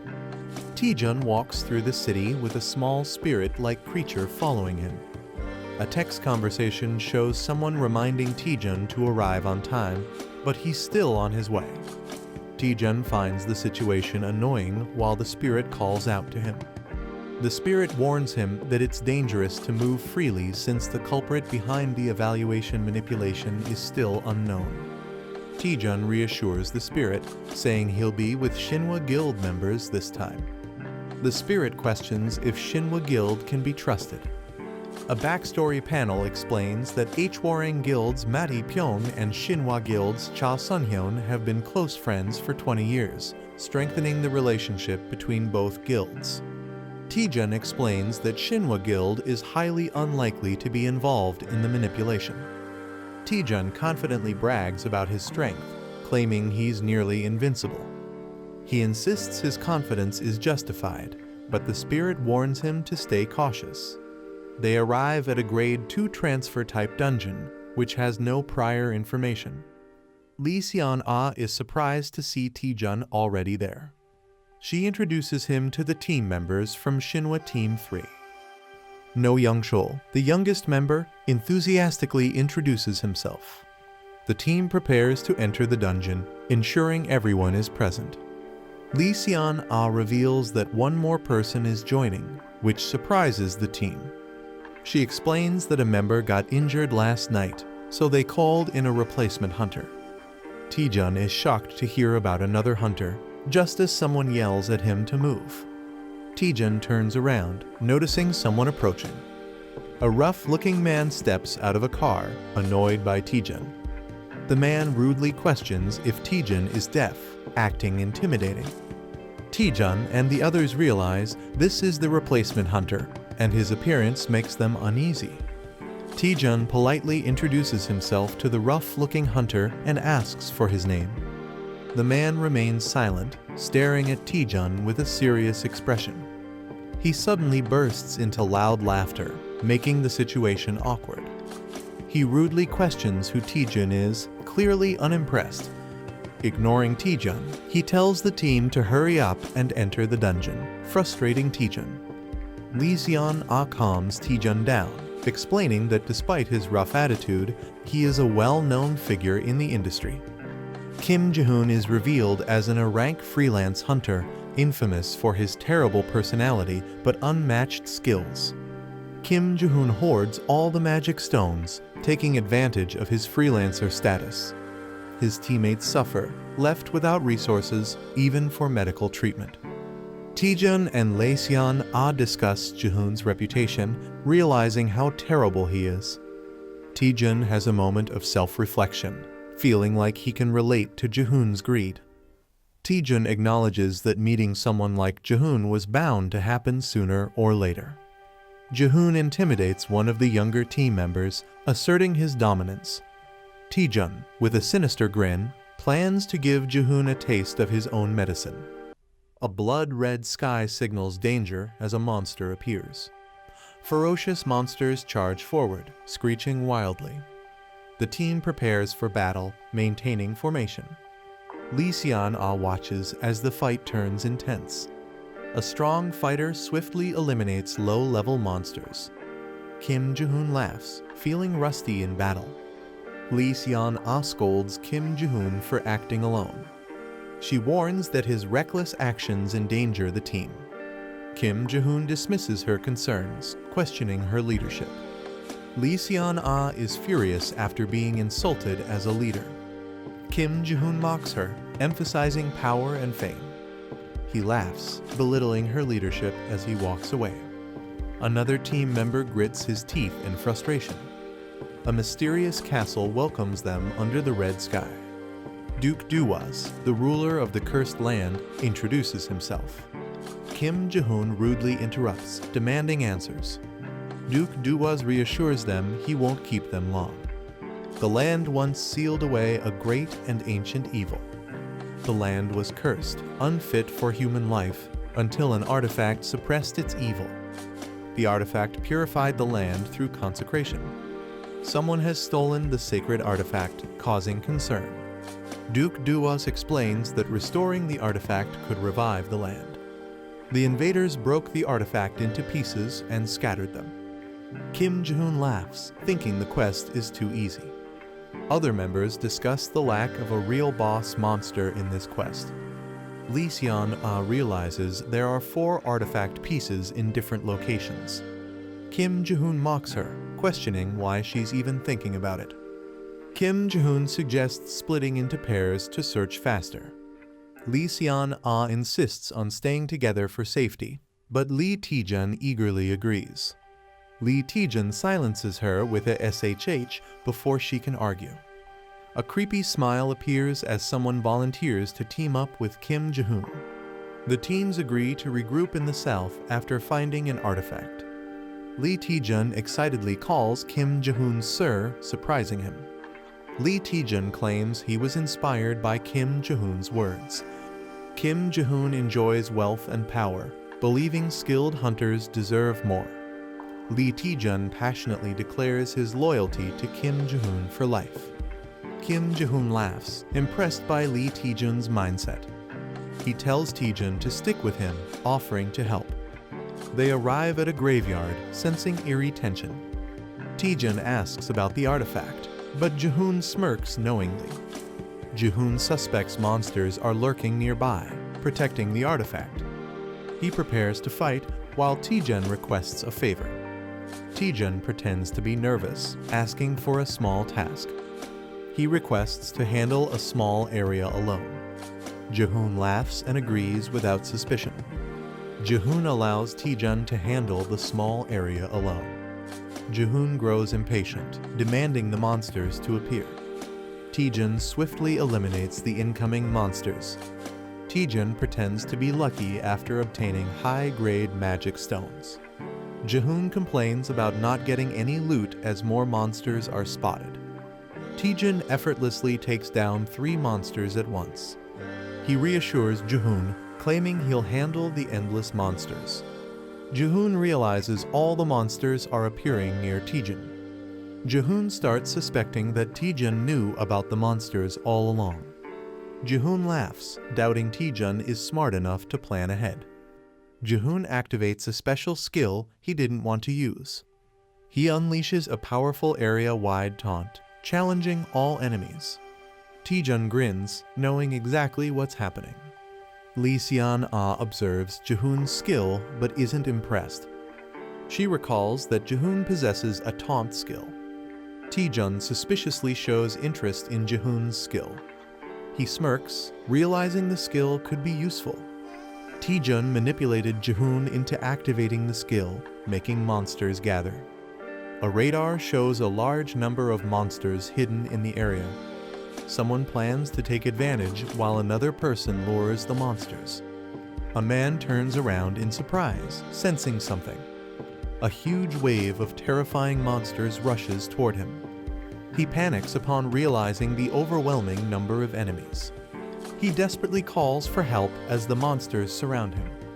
A calm young man reminds him that it's his assigned area. The young man sarcastically hesitates, pretending to be unsure about interfering. The desperate man yells in frustration, demanding immediate help. He smirks and agrees to fight. He activates his power, surrounded by blue energy. Using Phantom Step, he leaps into action. He unleashes Rising Dragon's Strike, causing a massive explosion. The shocked man doubts if he's really just a B rank hunter.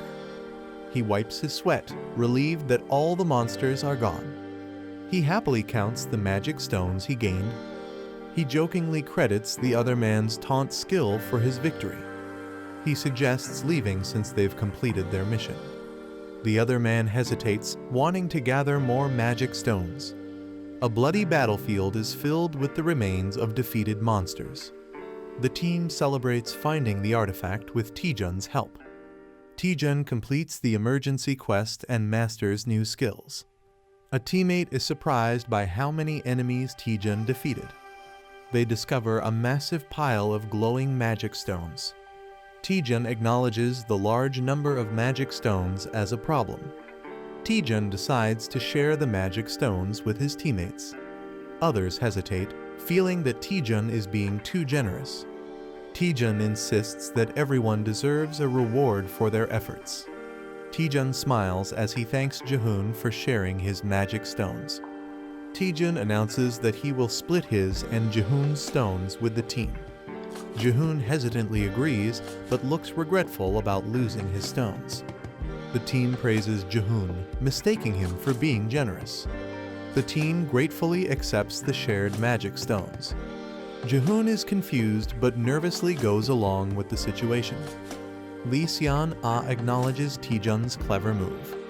Taejun reveals to his companion that his generosity is just for appearances. A mysterious castle looms under a blood-red moon. The team returns with the collected artifacts. The Lord thanks them, saying the land may be restored. The Lord requests the artifact, saying he will offer it himself. The girl hesitates while holding the artifacts. She questions the Lord before handing over the artifacts. She recalls how the artifact was lost to barbarians. The sealed evil was unleashed, destroying everything. The Lord confirms the story but gets interrupted. The girl suspiciously asks how the Lord survived. The Lord remains silent, deep in thought. He laughs, impressed that someone finally figured it out. The artifacts react with dark energy as he reveals it's too late. The Lord transforms into Duke Duwas, a high-ranking vampire. The girl realizes something is wrong with the dungeon.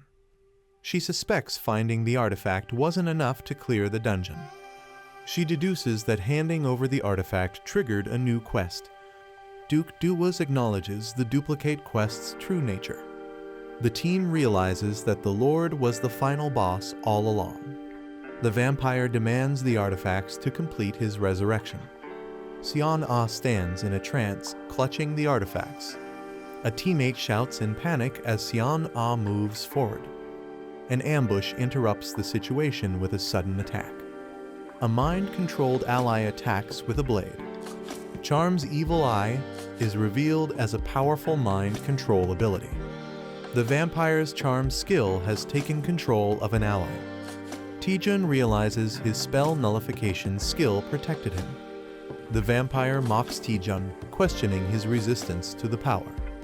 Taejun mocks the vampire with a rude gesture. He taunts the vampire, who is visibly irritated. The vampire begins the ritual to restore his full power. He commands his mind-controlled servants to attack. Taejun finds the situation troublesome as his allies turn against him. The vampire laughs, knowing Taejun values his comrades.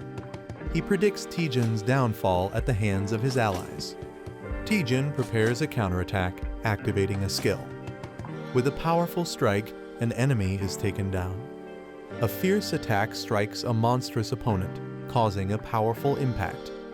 A shocked vampire-like character reacts in disbelief. A confident fighter approaches a fallen enemy, preparing to say something. A devastating punch lands, sending the opponent flying with blood splattering. A fighter taunts the vampire, boasting about his strength. The protagonist smirks menacingly, enjoying his overwhelming power. The vampire panics, realizing his power hasn't fully returned. Lee Sion-ah stands in front of the vampire, ordered to protect him. Sion-ah is launched into the air by a powerful attack. Taejun, injured and sweating, warns Sion-ah about the opponent. Sion-ah moves at an incredible speed, making it difficult to stop her. Taejun considers using a powerful attack, but worries it may be too deadly. The vampire laughs and taunts Taejun, understanding the situation. Someone accuses Taejun and Sion-ah of being in love, shocking both of them. The vampire enjoys the drama, calling it a tragic love story. Taejun is confused by the vampire's words while a small spirit warns him. Sion-ah suddenly stops moving, appearing hesitant. Taejun realizes that the charm controlling Sion-ah has weakened. The vampire angrily orders Sion-ah to kill Taejun, but she hesitates. Taejun realizes that Sion-ah reacted to the vampire's words about love. He suspects strong emotions can help Sion-ah break free from the charm spell. Taejun urgently calls out to Sion-ah, preparing to say something important. A flashback shows Taejun receiving a wallet from Sion-ah as a gift last Christmas. The wallet, now a significant memory, is highlighted. Taejun awkwardly confesses that he sold the wallet on Carrot Market. He explains that financial struggles forced him to sell it, but Sion-ah is furious. Taejun realizes that making her angry is actually working to break the charm. Taejun angrily confronts the vampire, vowing to stop his powers. Taejun activates his spell nullification technique, preparing to counter the vampire's magic. Taejun unleashes his attack, targeting the vampire's evil eye while the vampire screams in pain. A powerful roar shakes the air as blue lightning surges wildly. The enemy screams in pain as a hand forcefully presses into their eye. The attacker laughs maniacally, refusing to let go. He declares that the enemy will stay like this until death, acquiring a new skill. The Eyes of Enchantment skill has been nullified. The enemy howls in agony as lightning surges through them. The enemy growls in frustration, confused about what happened to their eyes. Someone reacts in shock, while another grins and flashes a victory sign. Two fighters feel as if they were struck, questioning if their powers were broken. The enemy is in shock, unable to believe what just happened. He panics, realizing his power has never been broken before. Furious, he demands to know how his power was shattered. The protagonist mocks him, saying he'll die soon anyway. Jokingly, he tells the enemy to search for the answer online, but laughs at the irony. The enemy grins menacingly, enraged by the mockery. His bloodied hand trembles as he vows that the protagonist will be the one to die. He lunges forward, determined to kill with a bloodthirsty grin. The protagonist smirks, while a red-haired ally rushes in to attack. The enemy is struck mid-air as the team launches their attack. Taejun is surprised to see Lee Seon-ah awake, and she praises him. With a determined expression, Lee Seon-ah tells them to leave the rest to her. She calls everyone to attack, revealing the enemy can no longer use mental skills. The team unites, preparing to take down the vampire together. The vampire mocks them, but Taejun eagerly accepts the challenge. Taejun grins confidently, declaring that the enemy will be beaten. A cowboy-style fighter leaps in, ready to attack alongside his brother. No young Chul fires his weapons, determined to prove himself in battle. The vampire is struck by powerful energy blasts, staggering backward. The team calls out to Taejun, telling him to let them handle the fight. The fighters attack together, causing the vampire to scream in pain. The vampire realizes their teamwork is flawless. He acknowledges that they are not just ordinary fighters. Lee Seon-ah prepares a powerful sword technique. She unleashes Shattering Strike, creating a massive wave of destruction. The battlefield is covered in mist, leaving an eerie silence. One of the fighters nervously asks if the battle is over. The protagonist counters with a swift, determined strike as his eyes flare with energy. An enemy combatant is blasted backward by the force of the attack. The heroine charges forward, her mystical sword gleaming amid swirling light. A burst of radiant magic overwhelms the enemy, leaving him staggered on his knees. The team quickly regroups, seizing the moment of the enemy's vulnerability. A surge of inner power is visible as one fighter channels his strength into a powerful blow. The battlefield erupts with rapid strikes, each clash echoing the intensity of the fight. Two rivals engage in a fierce duel, their clashing weapons showering sparks around them. In the dramatic climax, the protagonist stands tall as the dust settles, his resolve unshaken. The group celebrates, but Lee Seon-ah suddenly realizes someone is missing. They find Hunter Kim Jae-hoon unconscious on the ground. The team questions Taejun, who awkwardly avoids answering. They confirm Kim Jae-hoon's injuries are not serious and decide to head back. The group invites Taejun to join them for a meal, but he declines. Seon-ah is curious about Taejun's other plans, but he brushes it off. Taejun explains he wants to analyze the dungeon more before leaving.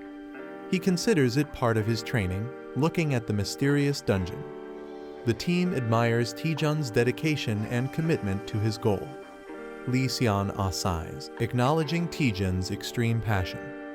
She admires his dedication to staying in the dungeon for research. A mysterious warning is given with a gentle touch on the face. Seon-ah warmly tells Taejun not to push himself too hard. Taejun is left speechless and flustered by her concern. The team waves goodbye, reminding Taejun not to go overboard. Taejun stands alone as a spirit questions his unfinished business. The spirit correctly guesses his real intent to study the dungeon. Taejun reflects on his past struggles, recalling how hard he worked to survive. Taejun excitedly explains that he found something interesting using Parsley navigation. The navigation points to a mysterious jackpot treasure.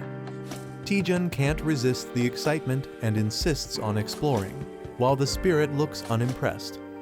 The spirit questions if Taejun ever studied dungeons, and he playfully claims he was a hard worker. Taejun explores a library, looking for clues. The spirit doubts the treasure's existence, but Taejun insists the navigation led them there. Taejun decides to try pulling a book like in the movies. The book triggers a hidden mechanism, revealing something.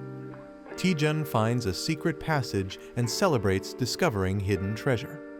Taejun excitedly rushes forward to explore, but his companion warns him to wait.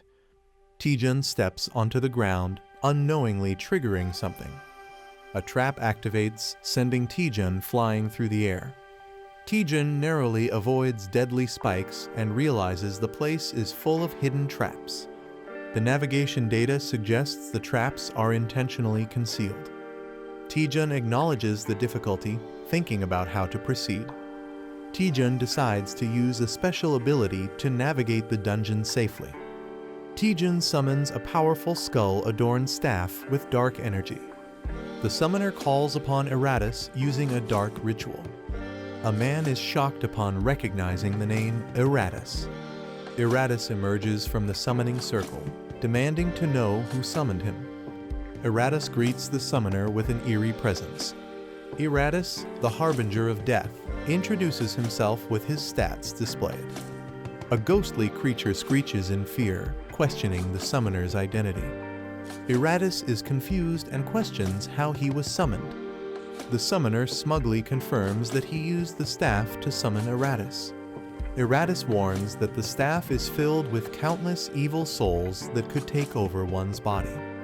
The summoner grins and proudly declares that he killed it. Eratus is in disbelief, but the summoner casually confirms it. The summoner mocks Eratus, questioning his authority. Eratus is struck by a powerful attack, stunned. The summoner warns Eratus to obey or face destruction. The summoner teases Eratus about his speech being too formal. The summoner gives Eratus his first command. The summoner confidently orders Eratus to charge forward. Eratus hesitates, confused about the direction. The summoner warns Eratus not to disappoint him. Eratus panics and rushes forward at full speed. Eratus turns in shock, realizing something is wrong. Eratus screams as he is shattered and unsummoned. The summoner calmly marks one trap as cleared. Eratus is revived, confused by what just happened. The summoner orders Eratus to charge forward again. Eratus runs straight into a fire trap. Eratus burns to ashes and is unsummoned once more. The spirit questions if the summoner will continue this madness. The summoner grins and confirms without hesitation. Lee Taejun declares he shows no mercy to his enemies. The spirit awkwardly accepts his reasoning. The summoner commands Eratus to body slam. The summoner praises Eratus for being a great detector. Eratus has grown stronger through repeated deaths. The summoner realizes Eratus is surviving traps better. He wonders if this is due to an extraordinary growth ability. Eratus blushes, feeling proud of his progress. The summoner plans to research extraordinary growth after the expedition. Eratus is shocked that his master is leaving after just saying, "Good job." Eratus protests, claiming even immortals have rights, but the summoner doesn't care. Eratus is unsummoned once again. The summoner moves on while the spirit calls him cold-hearted. The spirit believes they have reached the end of the dungeon. The summoner wonders if something feels off. He notices a suspiciously large tombstone. The summoner suspects something is hidden inside the massive structure. He touches the surface, triggering glowing purple symbols. A statue presents a red box containing a bracelet. The spirit recognizes it as a bracelet made from previous relics. The summoner considers appraising it, but worries about the cost. He hopes it turns out to be a powerful, world-class item. The elf girl excitedly explains that items don't need to be appraised one by one. She introduces the Item Analyzer app that makes analyzing items easy. The guy is shocked and frustrated that she didn't mention this earlier. She insists she told him before, but he was too distracted to notice. He tries using the Item Analyzer, and it scans an item automatically. The Relic of Malice is revealed as a unique grade bracelet with special vampire-related skills. He is shocked by its high grade, while the elf urges him to check the skills. The aesthetic of the vampire passive skill allows rapid healing except for severe injuries. Charm of the vampire skill allows controlling weakened targets. He gets excited about automatic healing, while the elf girl compares it to a duke's skill. She questions if the charm skill will ever be useful. He grins sinisterly, confident it will be very useful. He laughs, saying humans are everywhere, while the elf girl looks uneasy. He tells Merie that she doesn't understand how the world works. He warns that humans can be scarier than dungeon monsters.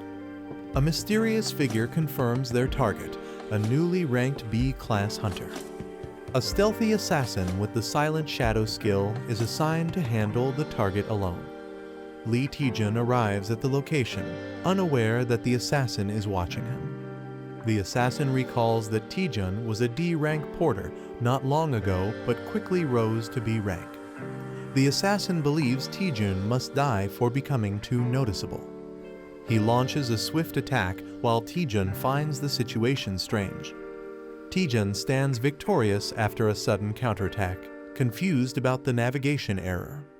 The assassin is down, and Taejun questions when he appeared. Taejun wonders if the assassin had an invisibility skill, as he wasn't detected before. Taejun confidently tells the assassin to stop hiding and come out. With a sinister smile, Taejun unleashes powerful energy, warning he'll keep attacking until the assassin is dead. He throws a powerful, blue energy kick. The kick lands with explosive force on the opponent. A man watches in shock and fear. He unleashes a flurry of punches, overwhelming his enemy. The enemy begs for mercy, but the fighter hasn't even started. He mocks the defeated enemy, saying kids lack toughness. He casually asks the beaten man to introduce himself. The man, scared and bruised, reveals he's from the Red Hounds. The protagonist thinks the name Red Hounds sounds familiar. He remembers the Red Hounds as a criminal group that assassinates hunters for money. He questions the Red Hound member, who pleads for his life. He mocks the man's excuse of just following orders, calling him shameless. He prepares to interrogate the man using a mysterious power. He activates Vampire's Charm to control the man's will. A loud scream echoes from inside a castle. Two Red Hounds wonder why their teammate hasn't returned. Han Jong-pil thinks it's taking too long to deal with a B-class hunter. He says next time he'll handle it himself, joking about the rookie's slow work. Han Jong-seo says the rookie's just slow due to lack of experience. The older brother mocks, saying the rookie might end up beaten like him. The protagonist appears with the captured brother and calls them out. He says their late parents would be ashamed of what they've become. They ask how he knows them. He admits he interrogated the youngest. He jokes that he came himself to gather the rest of the info. One brother gets angry and blames Han Jong-chul. The leader defends him, saying he's too well trained to break easily. He suspects the enemy used a mental skill, while the hero mocks their trust. He jokingly gives a praise sticker, while the spirit looks confused. The Red Hounds are stunned and wonder if he's actually insane. One regrets not dealing with him personally from the start. He threatens Lee Taejun, saying he won't leave alive. Lee Taejun casually tells him to go ahead and try. The assassin prepares to use a deadly technique called Shadow Strike. Before he finishes, Lee Taejun punches him right in the face. His brother screams in shock while Lee casually comments on how boring it was. The last Red Hound hesitates, saying he's low on mana. Taejun threatens the last brother to talk or end up like the others. The Red Hounds are arrested and taken into custody by the Hunter Alliance. The brothers had planned their ambush using dungeon info. They disguised themselves as cleaners, waiting for Taejun to exit the dungeon. When he didn't come out, they went in to kill him themselves. A mysterious woman admits they got careless. In a guild meeting, she explains they expected an attack on Taejun. She didn't expect them to sneak into a dungeon owned by Shinhwa Guild. She blames herself, but someone reassures her there's no need to apologize. Taejun sensed trouble coming but didn't expect it so soon. An angry ally yells that the enemies targeted Taejun, Kangjin, and Yu Si-rin.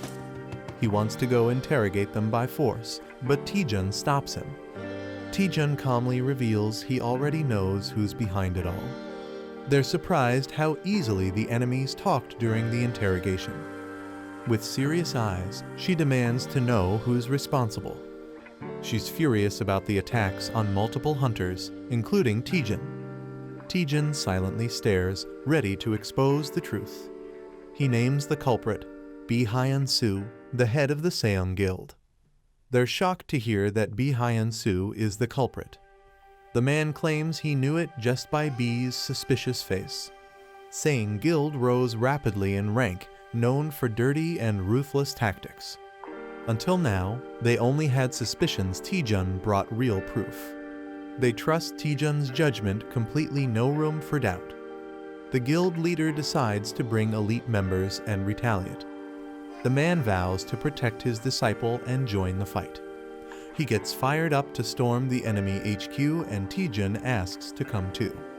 Taejun smiles and says he wants to see the face of the man who tried to kill him. The Seong Guild building shakes as the heroes arrive to confront Hyun-soo. The man powers up and calls out Hyun-soo, saying it's been a while. He smashes the ground, demanding Hyun-soo to come out. Guild members rush in, shouting at him and calling him insane.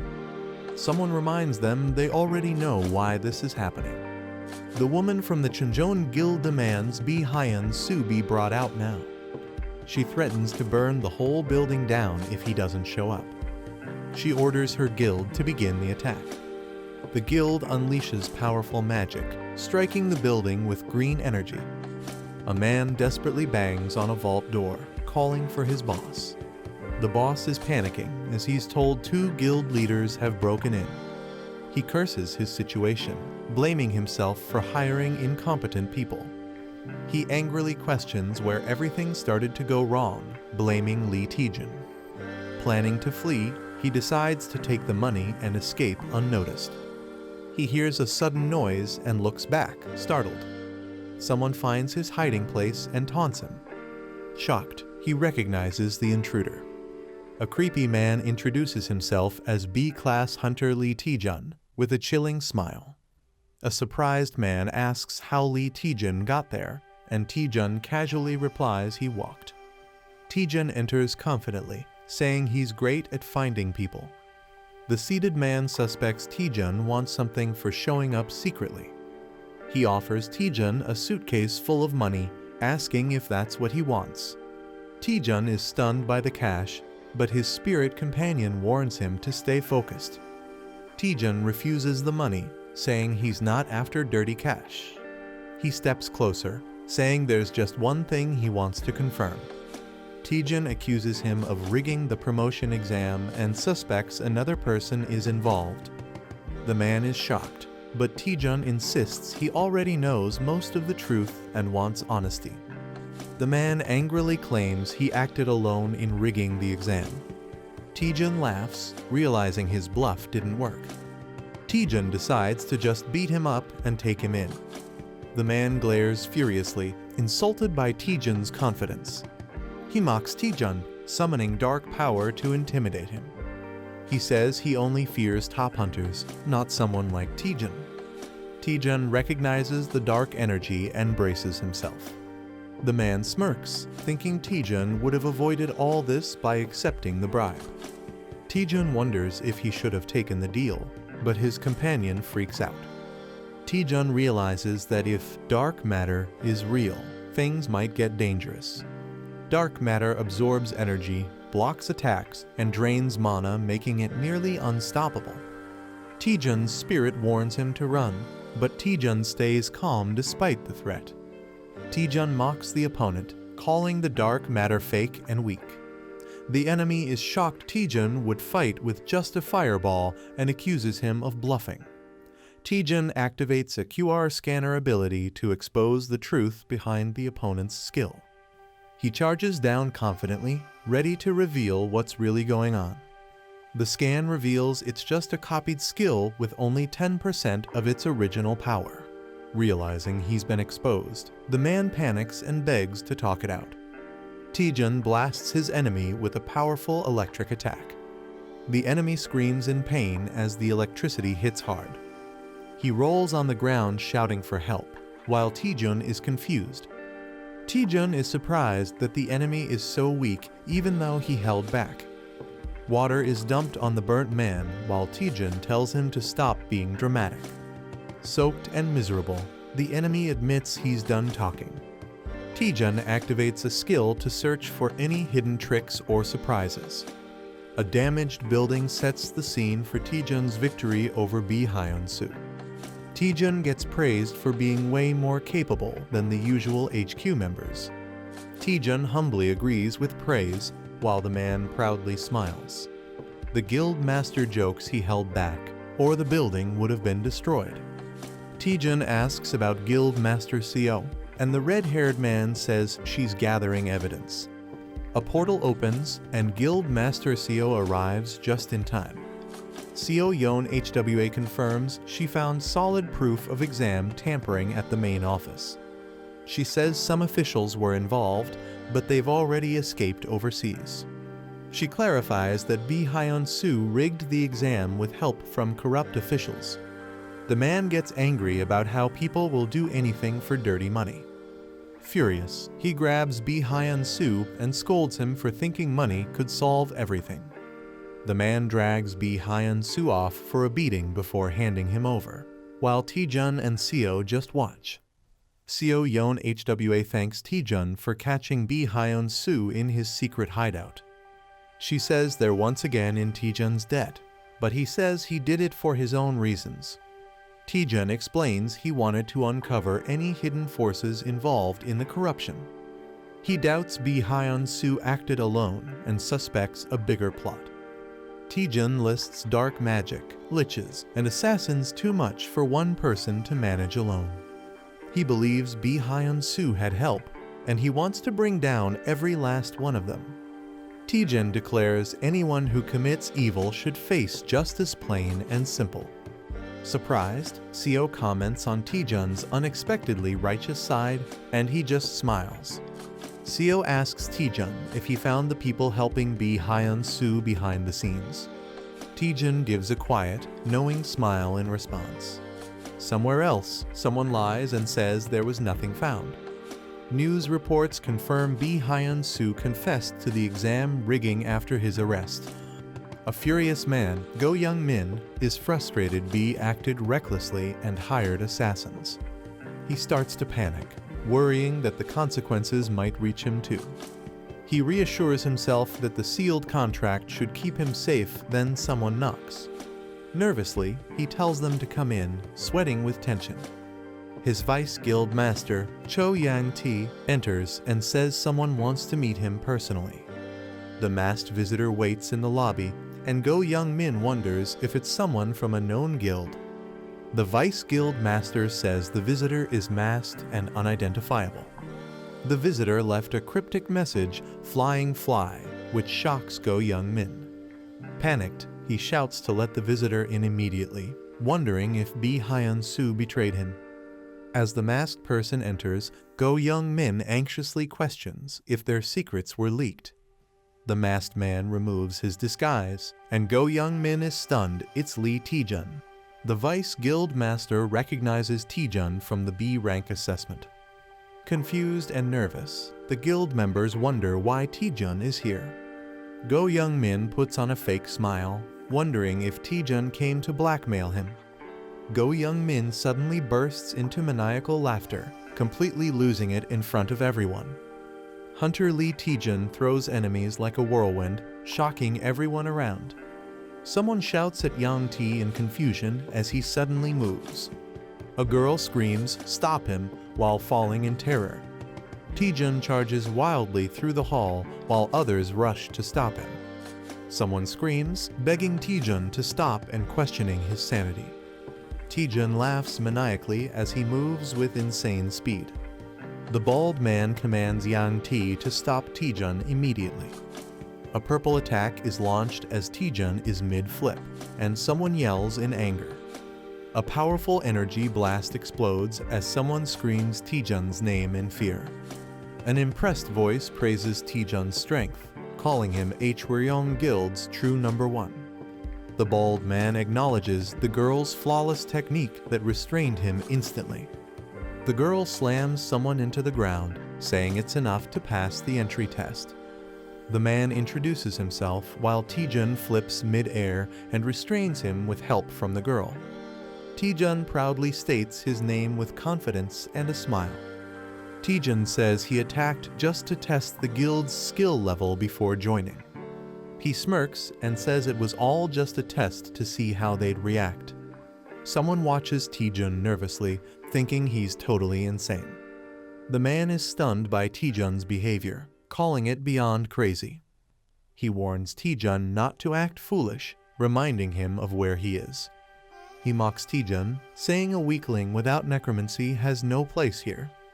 Taejun mocks back, laughing at how obsessed they are with necromancy. The Hwaryong Guild was built by Go Jin-ho, a master of uncontrollable blood magic. He changed how people saw necromancy and dark magic, making the guild one of Korea's top 5. But now, after the first guild master retired, it's nearly bankrupt. Taejun says they can't afford to be picky and should see crisis as opportunity. He boldly declares that joining him will revive the Hwaryong Guild. The man hesitates, unsure, while Taejun prepares to reveal more. Taejun hands him a paper, saying, "Take a look at this." The man reads the document in shock, realizing its significance. A dramatic gasp bursts out. Whatever he saw left him horrified. Go Young-min panics and hides the document when asked what it is. He realizes Lee Taejun had known everything from the very start. The paper reveals shady deals and manipulation in the B-rank assessments. Taejun grins smugly, asking if they've changed their mind yet. He leans in creepily, pressuring Young-min to sign the contract. Angrily, someone slams their fist on the table, shouting, "You little." Yang T yells at Young-min for letting a non-necromancer into the guild. Young-min nervously tries to calm Yang T down. He nervously argues Taejun is weird, but his skills are top-notch. Yang T complains that Taejun is only here to drain the guild's resources. He warns that Taejun must learn necromancy no matter what. If not, Taejun will face a brutal lesson during initiation. A peaceful city view sets the scene for a calm moment. Taejun enjoys his coffee, finally feeling relaxed. Guan Rimi teases him, saying he's living the good life. She reminds him that bounty hunters were just after him, urging caution. Taejun says he has a plan and wouldn't sit around carelessly. He shows a special ring, saying it helps assassins avoid being caught. Wearing the ring changes Taejun's appearance so most people won't recognize him. The ring is called the Ring of the Hidden Hunting Dog and disguises the user randomly.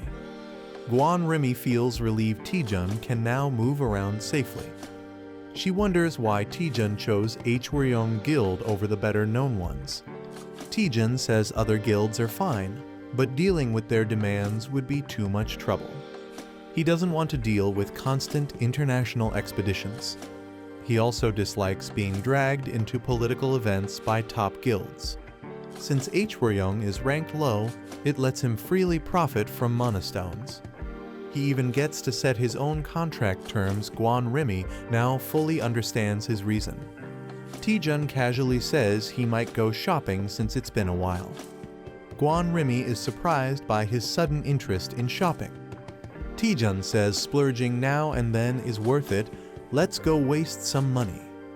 They arrive at a huge, impressive building that leaves Taejun in awe. Taejun laughs, saying he never imagined this life before money really is powerful. Guan Remy questions the place, feeling it's not an ordinary mall.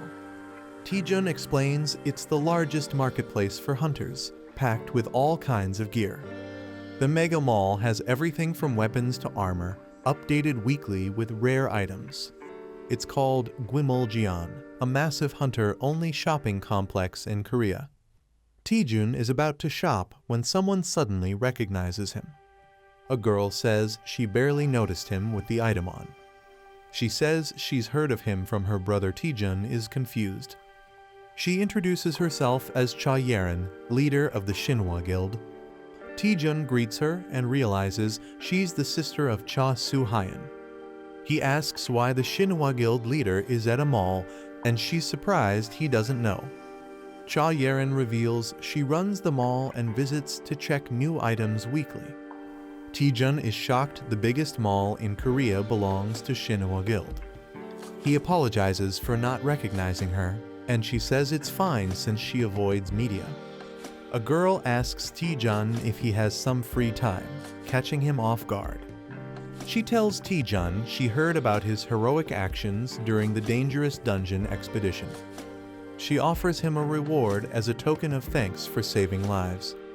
Taejun politely refuses, saying he didn't do it for a reward and her gratitude is enough. She smiles softly and agrees not to insist further. Still holding a gift, she hesitantly asks if he's really sure about refusing. Taejun looks shocked when she says he could have picked anything he wanted. She shyly reveals the gift was from their exclusive VIP item store. She double-checks if Taejun is really okay with giving up the reward. She reminds him it's a rare VIP exclusive item she was offering. Taejun is stunned to realize she was offering such a valuable item for free. She starts to walk away disappointed, but Taejun stops her. Taejun changes his mind and asks to see what items are available. While riding the elevator, she comments that Taejun seems more ordinary than she expected. She admits she thought Taejun would have a more unique presence. She explains her expectations were based on all the impressive rumors about him. Taejun laughs awkwardly, realizing he unintentionally hyped himself up. She reassures him kindly. She admits she likes how humble and grounded Taejun seems. She laughs, wondering if Seon-ah might not like her saying that Taejun is confused. As the elevator opens, she tells Taejun that the area ahead is only for VIP customers. She invites him to look around freely in the special VIP section. Taejun is amazed they've entered the rare item store's VIP section. He realizes the items are worth billions and is shocked at their value. He's stunned to realize that she, the person before him, owns everything here. She asks Taejun if anything caught his eye. He admits it's hard to choose. Blushing, Taejun says there is something that definitely caught his eye. Taejun points to a set of items and asks what they are. She smiles and says Taejun has unique taste. She explains the items once belonged to legendary guild masters from Korea. Though no longer usable, the items are preserved to honor their legacy. She tells him they aren't for sale, but offers to show even better items. An assistant notifies her that the vice director of Hyonin Guild has arrived. She realizes she's late for a critical meeting. She says goodbye, planning to meet Taejun again after the meeting. The spirit warns Taejun about his deep bowing, but he says it's part of work life. The spirit is confused why Taejun is interested in such an old, useless item. The item is a broken gauntlet with 0 durability, once used by a forgotten martial artist. Taejun admits it's useless, but something about it draws his attention. He can't explain why. but he feels strongly interested, especially since it connects with his skill set. He receives a quest: obtain a synergy item to unlock a new status window function. He recalls that the system never gives him impossible quests, always something he can handle. He realizes there must be a way to restore the broken gauntlet somewhere. Taejun dramatically pleads with the director to help him fix it, desperate for a solution. He even gets on all fours and barks like a dog to show how serious he is, leaving the spirit speechless. Taejun lies on the floor, desperately trying to think of a way to convince the director. He overhears something surprising and snaps to attention. He's confused, hearing someone mention a previous agreement and contract fee. Director Choi appears surrounded by guards. Someone seems to be causing her trouble. Taejun realizes something, he might have a chance here. He sees an opportunity to help the director and earn her favor, and maybe that item too. Determined, he dashes off to help her like a dramatic hero. He dramatically declares himself as the loyal hound ready to serve Director Choi. Choi, unimpressed, expresses her disappointment and asks how long he'll keep being stubborn. Kang Young-seok sarcastically praises the director's boldness while defending his high pricing. He smugly says it's only fair business to charge what something's worth. Director Choi is visibly annoyed by his attitude. He's pushing her buttons. Taejun rushes in after hearing the commotion, ready to help. Young-seok dismissively tells Taejun to move aside, not knowing who he is. He claims they're in the middle of an important business meeting. Choi tries to stop Taejun, but he plays along, pretending to respect the business. Taejun throws a cheeky line, saying he enjoys business, especially business class flights.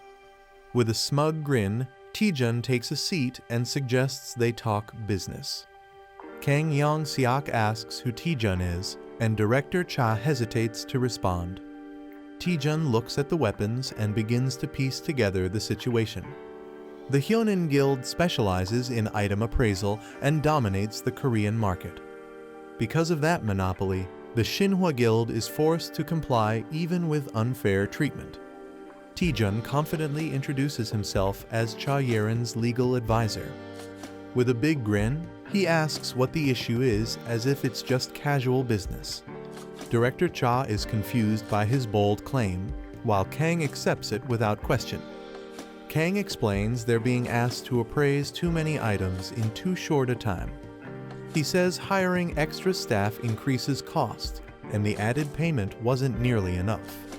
Kang Young-seok demands double the original fee, shocking both Taejun and Choi. Taejun says he understands the issue, but finds something suspicious about it. He confirms with Kang that the Hyonin Guild is supposed to be an appraisal specialist. Taejun questions why experts would need a whole week. It sounds too slow and inefficient.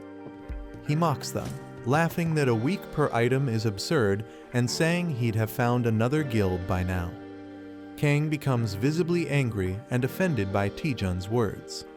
Kang challenges him, warning that switching guilds could ruin all their items. He explains that a wrong appraisal can permanently destroy an item's value. Taejun listens as Kang insists that taking a chance with another guild is too risky.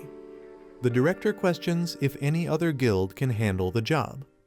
The woman tells Taejun to back off before things get worse. Taejun apologizes for stepping out of line and disturbing business. Taejun leaves quietly, and the director feels satisfied. The director smugly claims their appraising skills are unmatched. Choi shows up, surprising the director. Lee Taejun cheerfully introduces himself as the new item appraiser. A man nervously greets Director Choi for the first time. Lee Taejun proudly introduces himself as the new item appraiser. Taejun excitedly examines the weapons laid out on the table. Taejun confidently assures Director Cha the appraisal will be quick. Taejun eagerly suggests starting, surprising Director Cha. Taejun asks the other appraisers to leave, calling it a trade secret. The older appraiser is shocked and mutters that this is ridiculous. He angrily warns Taejun that lying could lead to legal trouble. He mocks Taejun and tells him to stop pretending and leave. The appraisers mock Taejun for claiming he can finish in 1 hour. Taejun pulls out a necklace and asks them to look at it. He says he already checked this item earlier out of curiosity. Taejun reveals he finished the appraisal in just 10 seconds. He jokes that even he could become an appraiser at this rate. The boss tells his assistant to confirm if the appraisal is real. As the assistant reaches for the item, Taejun stops his hand. Taejun grabs and twists his arm, warning not to act without certainty. The assistant, shocked and hurt, says he doesn't want to be treated like this. Taejun tells the deputy director he must also risk something if he wants proof. The deputy director bursts into laughter, amused by the situation. He agrees to the bet, saying Taejun finally makes sense. The condition: if Taejun can't appraise all items in 1 hour, he loses. The deputy director wagers 1 billion won and asks what Taejun will risk. Taejun laughs and praises the director's boldness. As tension builds, Taejun suddenly agrees to the bet with a firm deal. Taejun ups the stakes dramatically by adding 10 billion won more. Everyone is shocked, and someone yells out, questioning Taejun's sanity. Director Cha questions how Taejun plans to appraise everything and handle 10 billion won. Taejun confidently says he already has a plan. Taejun asks Director Cha to check the item's appraisal status. She's shocked to see the cape is already fully appraised. She's stunned and wonders how it's possible, while Taejun smiles. The spirit reveals the secret Taejun used the new Item Analyzer feature. She wasn't sure it would work for others until now. Director Cha realizes the appraisal data can be shared with others. Taejun celebrates, dreaming about making a fortune as an appraiser. Director Cha is surprised Taejun really did the appraisals. Taejun proudly announces all the items have been appraised. Shocked, Director Cha is told to check the items herself. She places her hand over the weapons to verify. She sees detailed information about each item instantly. She's amazed the data appears instantly, unlike normal appraisals. She asks Taejun in awe how he pulled this off. The deputy director stands frozen, shocked by what he sees. Taejun laughs and teases the stunned deputy for looking shaken. Taejun smugly reminds the deputy he warned him not to bet without certainty. Taejun lightly mocks him, offering compensation and sarcastic advice. The deputy director loses it and grabs Taejun, accusing him of scamming. He lashes out, suspecting everyone is in on the trick. Director Cha calmly tells him to look at the proof himself. She confirms the contract states he owes Taejun 10 billion won. Taejun grins and tells the deputy to stop whining and pay up. Devastated, the deputy drops to his knees, unable to believe it. In denial, the deputy convinces himself it must all be a bad dream. The deputy director loses his mind, laughing hysterically and calling everything a dream. The girl feels pity as the boy grins oddly with a strange monocle on his eye. She thanks Taejun but warns him that his actions can't be ignored. She says his skills could revolutionize item appraisal and destroy the market overnight. She's shocked and asks how he managed something so impossible. He laughs nervously and says it's a trade secret. Taejun brings up a forbidden antique, saying he found it interesting. He offers a hint about his technique in exchange for the antique. She hesitates, surprised that he wants the item so badly despite the rules. He celebrates excitedly after getting approval to take the antique. She casually sits and asks him to explain. She directly questions how he appraised the items. He stays silent with a smirk, not answering right away. He begins to respond while a tall building is shown. Outside a store, someone thanks the director. She waves goodbye while he happily holds the antique.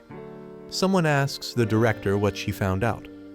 She says he told her everything before leaving, surprising the other person. She exhales softly, smiling with mixed emotion. He claims the secret is listening to the item's voice, baffling others. She suspects he never planned to reveal the truth or simply couldn't. She warns she won't let Taejun off that easily. With determination, she vows to recruit him into their guild. He laughs maniacally after finally getting a mysterious item. Taejun clings to the item like it's his true love. The girl tells him the item is now just useless junk. Taejun asks if the item can be fixed. He admits with a grin that he has no clue how to repair it. Still hopeful, he believes he'll figure something out. The girl suggests posting about it on Parsley Market. She explains the market has people from many dimensions who might help. She tells him he can post using just the status window. He gets ready to post something using the virtual screen. He asks if anyone can repair the broken spirit sword. He wonders if the post will help. She's unsure but smiling. He says it's not urgent and expects someone to reply eventually. He shifts focus to more important items lying in the room. He laughs about tricking someone to get these powerful tools. She notices all the weapons have holy attributes. She questions why holy items are needed for a black magic guild. He reveals the ceremony will involve dark summoned monsters. She's confused why he's using items in a duel where they're forbidden. He smirks and tells her to just watch how he handles it. The Worm Guild welcomes Hunter Lee Taejun. Taejun arrives earlier than expected and is being guided in. The man says preparations for the duel are already complete. It's revealed that the duel is against Deputy Leader Jo Yanti. A special arena is prepared to witness Taejun's necromancy skills. They enter a dark arena where a grim opponent awaits. Taejun and his guide walk past a strange crowd of bald men. Taejun suspects the guild is trying to mess with him.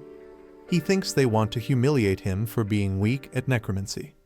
He always felt something was off, but now it's clearly worse. The girl wonders why all the necromancers are bald. She panics after learning dark mana may cause baldness. The opponent reminds Taejun of the duel rules. The duel will be strictly limited to necromancy skills. If Taejun wins, he can join the guild on his own terms. But if he loses, something ominous awaits. If Taejun loses, he must serve the guild leader forever. Taejun expected this and isn't surprised at all. Jo Yanti secretly controls the guild from behind the scenes. The guild is crumbling because of Jo Yanti's selfish rule. Taejun decides to add his own condition to the duel. If he wins, Taejun wants to replace the current deputy leader. He also demands compensation for the guild's financial damage. Taejun adds a wicked grin, making it entertaining for the crowd. The opponent realizes things might not go as planned. He angrily denies causing any harm to the guild. He claims the guild survives only because of him and summons a powerful Death Knight. He dares Taejun to show what he's got. He wants to see if Taejun's necromancy is truly impressive. The battle begins as energy builds around them. Taejun confidently calls out to a spirit named Eratus. The audience reacts with surprise and confusion. Taejun's summon is revealed to be a single skeleton warrior. Everyone doubts Taejun, mocking him for summoning just a skeleton. The guild leader laughs at Taejun for summoning just a skeleton. Taejun orders Eratus to attack. The skeleton responds loyally. Eratus delivers a powerful blow during the clash. The opponent is shocked that his Death Knight's armor broke instantly. Taejun grins, taunting that light magic melts darkness.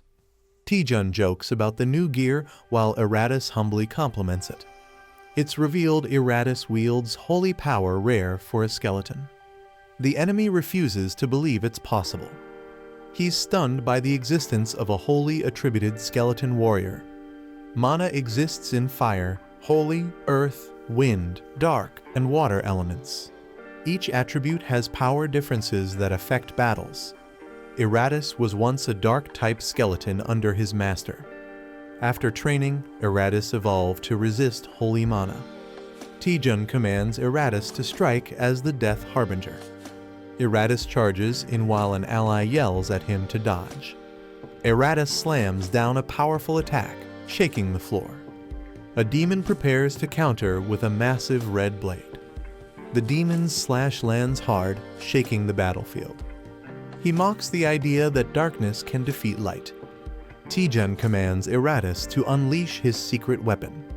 Eratus prepares to fight alone, holding divine gear. Eratus starts reciting creation verses, confusing enemies. He grips the holy relic, ready to activate its power. Eratus declares, "Let there be light," summoning holy energy. A skeleton holds a golden relic tightly. A powerful burst of light forms around the skeletons. The light explodes, blinding everything nearby. The enemies panic, shouting in fear at the sudden light. The blinding light is so pure that it purifies even souls. The enemies panic, shocked by the skeleton's divine power. A massive explosion of light overwhelms the area. A man smirks and declares the match is over for Choi. The skeleton Eratus wins by surviving until the end. It's weak, but slowly takes small damage over time. The skeleton is praised for being incredibly durable. The opponent panics while the victor demands the promised rewards. The victor demands everything the opponent gained from the Worm Guild. The crowd is shocked, wondering if he will claim all the rewards. The defeated enemy regrets not having more time to fight back. A hidden plan is revealed where Bi Hyun-soo was secretly tipped about the Lich's relic. Secretly, evidence was gathered to blackmail Ko Youngmin during his deal. The plan was to take full control of the Worm Guild. Lee Taejun stands confidently as the enemy kneels, furious. The defeated man curses him for ruining everything he worked for. The man refuses to surrender and reveals a dark, forbidden item. He threatens to destroy everything if he can't win. The crowd panics as he lifts the cursed heart, ready to act. Laughing madly, he shouts that they will all die together. People scream in terror as dark energy floods the area. A boy scans the situation seriously with glowing blue eyes. The cursed item is recognized as a deadly, suicidal weapon. The forgotten heart drains life and summons a cursed being from another world. The man laughs wickedly, accepting death and cursing Lee Taejun. A terrifying creature emerges from the dark portal. The summoned being, called the Black Death Bride, appears ominously. The onlookers panic, realizing they are all doomed. People scream in terror and try to run away from the cursed monster. Some manage to nullify the deadly curse effect on themselves. The Black Death Bride unleashes powerfulest grade curses immediately. Witnesses stare in horror, questioning what kind of monster it is. An old man steps forward and offers help to Hunter Lee Taejun. He introduces himself as Go Jin-ho, the former guild leader. Taejun is surprised, asking when Go Jin-ho arrived.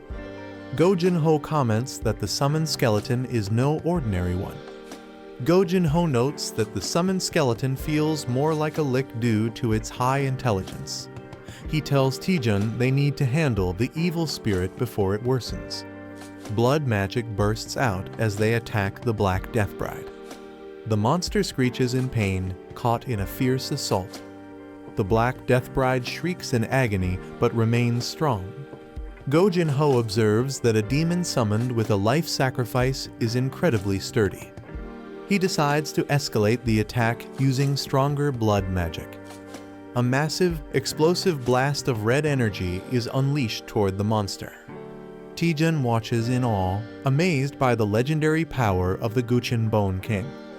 Go Jin-ho is revealed as the legendary Guchin Bone King, a master of blood magic. He once ruled the world after the Great Cataclysm and made the Worm Guild famous. The Black Death Bride shrieks as his attack strikes it. Go Jin-ho launches another blood attack with full force. Suddenly, he shows signs of exhaustion, surprising everyone. Lee Taejun rushes to support the weakened Bone King. It's explained that blood magic uses the caster's own blood, making it risky. Fighting the cursed monster in close combat is extremely dangerous. Another fighter prepares a long-range fireball attack instead. The boy launches a powerful fire attack at the monster, shouting fiercely. The Black Death Bride is hit but shows no real damage. Taejun is shocked, realizing the attack failed to harm it. The monster quickly charges toward them, gaining speed. Taejun worries because his mana is low after using the fireball earlier. The Black Death Bride gets struck by a powerful light attack. Eratus charges forward, vowing to protect his master. Taejun yells at Eratus for disappearing during the fight. Eratus awkwardly admits he was weakened by too much light earlier. Eratus admits he fainted while standing during the earlier fight. He reassures everyone that he will now protect his master with all his strength. Eratus bravely blocks the Black Death Bride's next attack. Taejun and the Spirit Girl notice that Eratus's personality feels strangely different. Eratus fiercely attacks the Black Death Bride with Holy Light. The Black Death Bride counters and grabs Eratus, overpowering him. Eratus screams in pain as purple energy surrounds him. Taejun shouts Eratus's name in shock as he is engulfed by the attack. Taejun panics, realizing even divine power isn't enough to defeat the monster. Eratus struggles to stand and tells Taejun he must survive without him. Eratus decides to burn all his remaining strength into one final attack. His sword glows brightly as he prepares to sacrifice himself. Taejun shouts in shock, trying to stop him, but Eratus charges forward. Taejun panics, warning Eratus about the cost of using the item. He cries out, saying once used, the item can never be recovered. Eratus charges ahead, holding the glowing, powerful weapon. Taejun screams in despair, knowing it's a one-time item worth 8 billion won. Eratus swings the glowing sword with all his strength.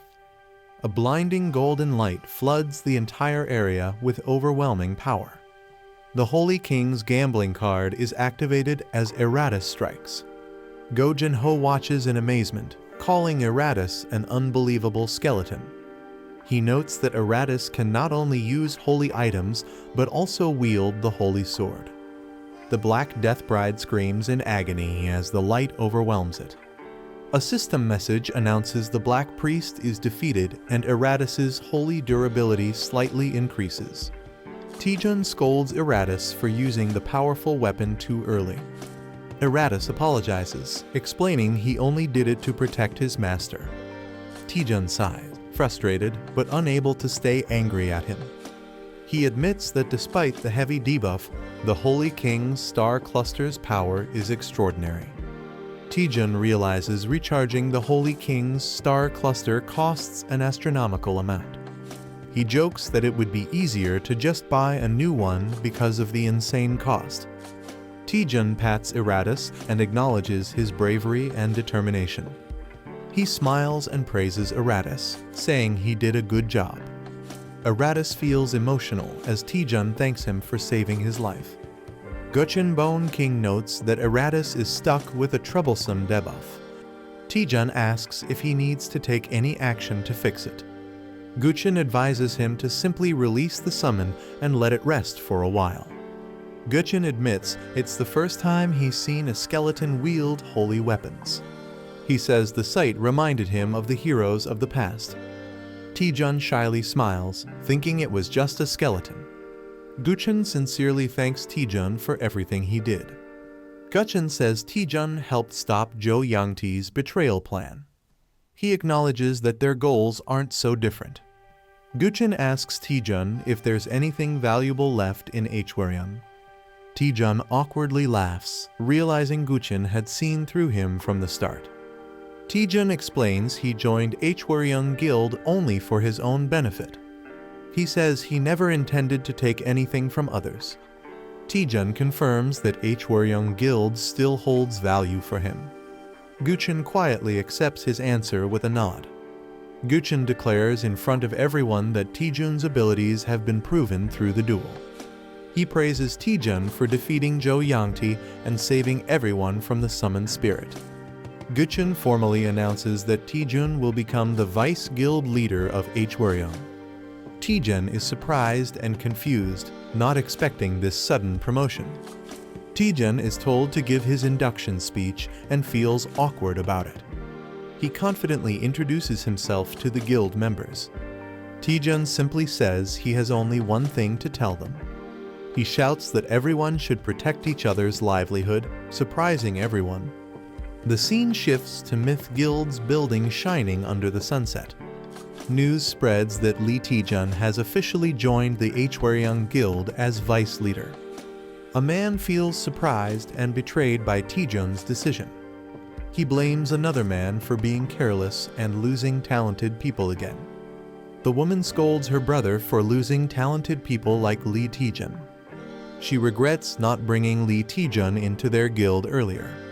She can't understand why someone with his talent would join Hwaryeong Guild. She decides to ask Seon Ah, who is close to Taejun, for help. The girl says she's unsure if asking Taejun to join Myth Guild will work. She explains that although they're close, even she doesn't fully understand Taejun's thoughts lately. The woman wonders why Taejun suddenly joined Hwaryeong after insisting on freelancing. The girl admits that despite 10 years of friendship, Taejun remains unpredictable. Taejun arrives at the guild, determined to keep getting stronger. Guild members welcome him warmly with a red carpet and cheer for the new vice guild leader. A bald guild member insists on personally guiding Taejun to his office. Taejun, a bit overwhelmed, casually waves and tells him to proceed. Taejun feels awkward, noting how polite everyone is compared to what he expected. The spirit asks how he feels about becoming vice guild leader, and Taejun starts doubting if it's what he truly wanted. Taejun reflects that success feels lonelier than he imagined. Finally, he lies down exhausted, unsure about his new path. Taejun reflects that he's been chasing his goals non-stop without thinking much. After clearing many difficult quests, he's grown rapidly and caught up with strong hunters. Although he's gotten stronger, he feels a strange uneasiness inside. He questions if it's really okay to grow this powerful so quickly. Taejun starts doubting the manager, realizing he knows too little about her and the system. He recalls that it was strange he had a unique status window that no one else on Earth had. The manager panics after discovering something shocking while investigating the dramatic growth. Taejun urgently asks what's wrong, and she reveals she found critical information. Taejun asks what kind of information the manager found, and she begins reading it to him. She explains that users of dramatic growth quests must follow strict quest rules. If users fail to complete quests in time, their growth effects will be immediately invalidated. Taejun is shocked and panicked after hearing the serious consequences. Taejun panics after learning that the dramatic growth system limits user growth and could erase everything he's gained. The quest window appears, showing that Taejun has only 2 days left to complete the mission. The boy is shocked, realizing everything they worked for might be lost. The elf girl nervously confirms the bad news. He screams in frustration, while she defends herself saying she only found out by stealing the info. Another boy suspects she was sent just to secretly monitor him. The boy is stunned after seeing how insanely overpowered the hidden skill really is. The elf girl hesitates, saying there's information she still can't reveal. He complains about how she always avoids giving straight answers, frustrated by her secrecy. She clenches her fist with determination and assures him that she is always on his side.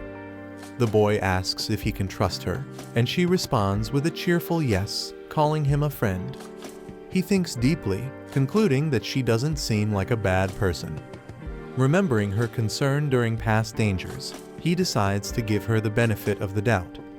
Gaining some trust, they shift focus to check the remaining time on their quest. The elf girl updates the interface, and Taejun is relieved he can finally see the quest details. They discover only 2 days remain to complete the Radical Growth quest, which puts Taejun under pressure. She reminds him to check the item post he made earlier at the Parsley Market for a solution.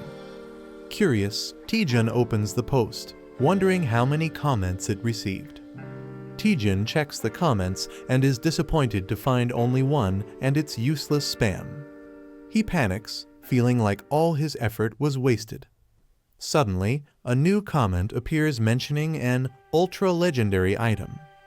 A mysterious user responds, recognizing Taejun from a past encounter involving a strange staff and enhanced crystal ball. Taejun gets frustrated waiting for the slow reply while the elf girl watches over his shoulder. The message explains that the item contains complex mana circuits that require precise repair.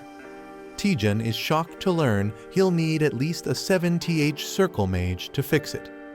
The mysterious commenter jokingly suggests finding such a mage, and Taejun quickly thanks them for the tip. The mysterious user logs off, leaving Taejun frustrated and wondering if he knows any 7th circle mages. They consider asking Seo Yonawa, but she's only a 5th circle mage at best.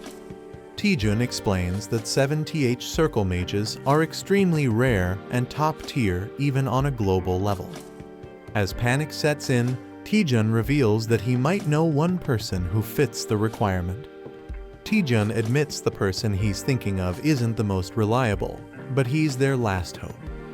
He knocks on a door, calling out with a polite, "Excuse me." A tired-looking staff member peeks out and says he's brought documents for the deputy guild leader. The staff member reluctantly enters, asking the leader to treat the task as part of his responsibilities. The staff member finds a note saying, "Today's a vacation day," on the guild leader's door. Surprised, he realizes the leader is absent on his very first day. Taejun and the elf girl arrive at the Tower of Training in search of the 7th circle mage. The elf comments on how the place hasn't changed, still empty and unwelcoming as ever.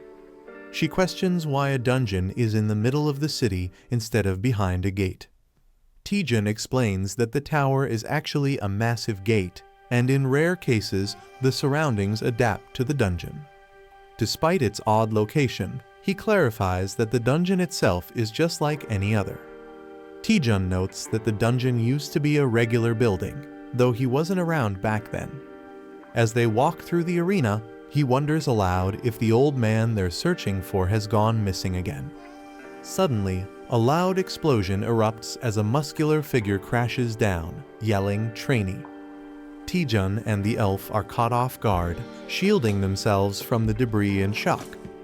A muscular old man suddenly appears, shouting about protein and startling Taejun.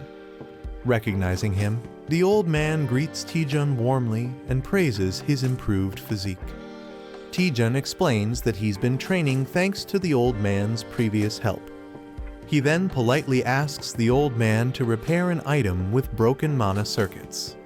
The old man gladly agrees to fix the item as a favor to his lifesaver, surprising Taejun. Before starting, he says he wants to ask Taejun an important question. Standing tall, he asks Taejun what strength means to him. Taejun is caught off guard as the old man explains that true strength is about upholding one's convictions. The old man explains that some pursue strength by building their bodies, while others dedicate themselves to training their skills. These people devote their lives to chasing great ambitions with conviction. Pointing directly at Taejun, he demands to know what Taejun wants to become strong for. Taejun sheepishly admits he never thought about it, prompting the old man to call him a foolish youth. The old man shouts that strength without purpose is poison and leaps toward Taejun. He launches into a surprise move called Practical Compressed Muscle Training. Taejun barely dodges the explosive punch, shocked by the sudden attack. As the dust settles, he stands up, stunned, realizing he just barely avoided death. Taejun yells at the old man, calling him crazy, but the old man calmly says Taejun's body moves fast while his heart is uncertain. he compares Taejun to a lost, aimless beast with no direction.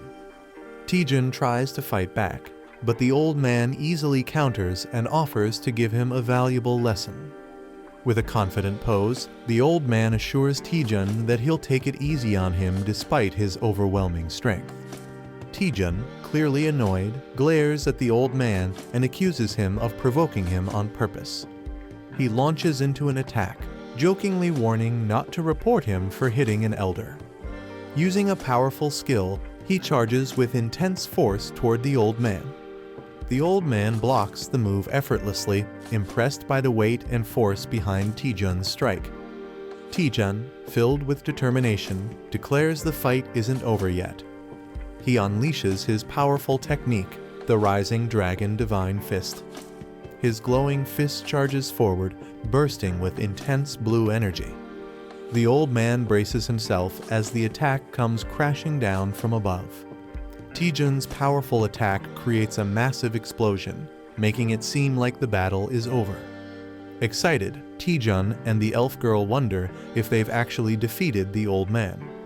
But the old man calmly reappears, praising Taejun's strength and creative combat skills. He warns them they've forgotten something crucial while Taejun focused on physical power. The old man reveals a glowing magical attack and reminds them that he's also a mage, casting Elkiroid's Fireball X. The old man confidently states he's a wizard and prepares to cast a powerful fireball. Taejun is shocked, wondering if the spell is the same as his own fireball technique. The old man explains that the fireball's power varies infinitely based on the caster's mana. He demonstrates how mana strength and quantity shape countless versions of the same spell.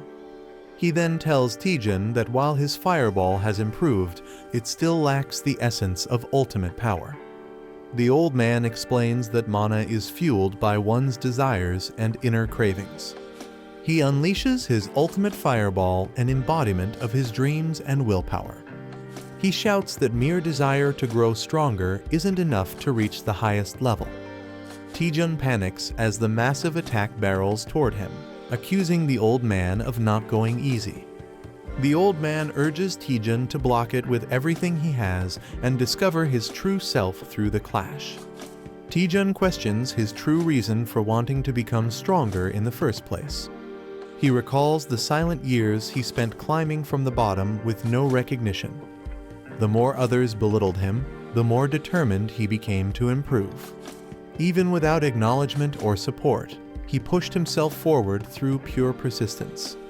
Taejun realizes that he sought strength to prove all his effort and pain hadn't been meaningless. Still unsatisfied, he channels the frustration of years of struggle into a new surge of power. As he charges forward, he vows to keep pushing ahead no matter what. The old man is stunned by the burning intensity in Taejun's new flame. Though it's still weak, he can feel the raw, genuine desire, the spark of Taejun's true purpose behind the attack.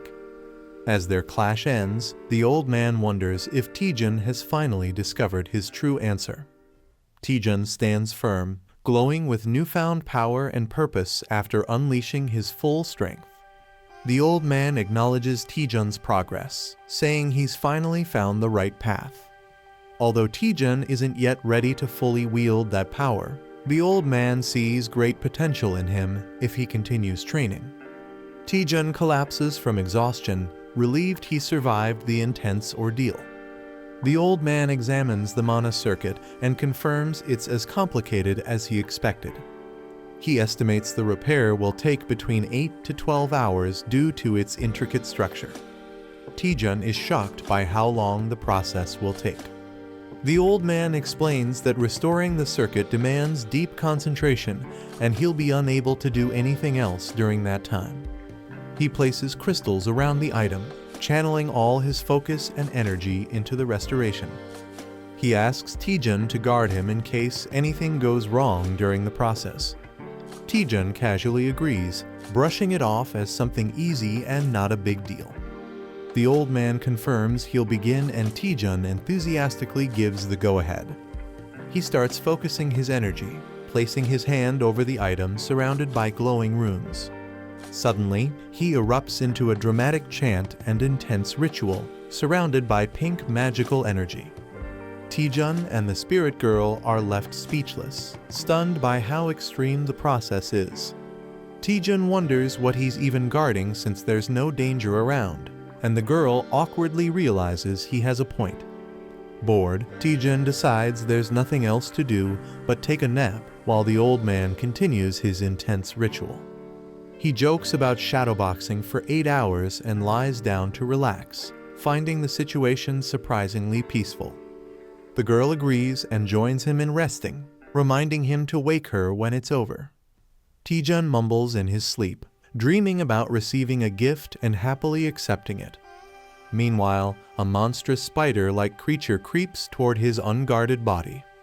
Just as the creature gets dangerously close, it growls, breaking the silence.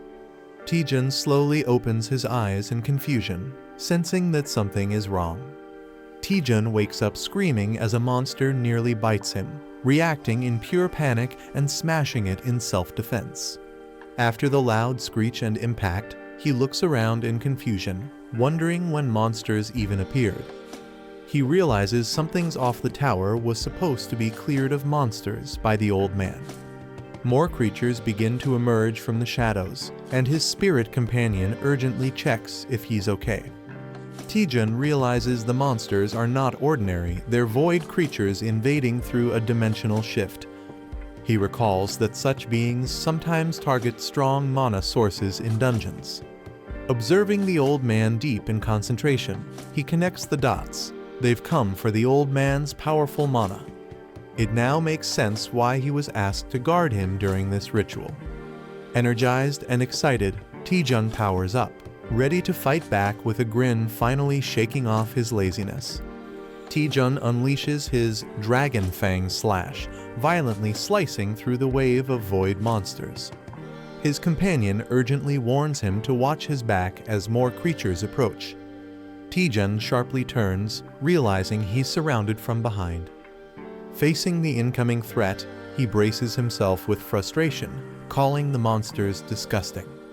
Taejun casts a barrage of multi-fireballs to stop the monsters from reaching the item. His attack causes the void creatures to screech and fall, seemingly defeated. He cautiously asks if it's finally over while observing the aftermath. With a proud expression, Taejun declares that above all, he's someone who will always protect his items. Taejun wonders where all the monsters came from, and the spirit explains they're void creatures drawn by mana.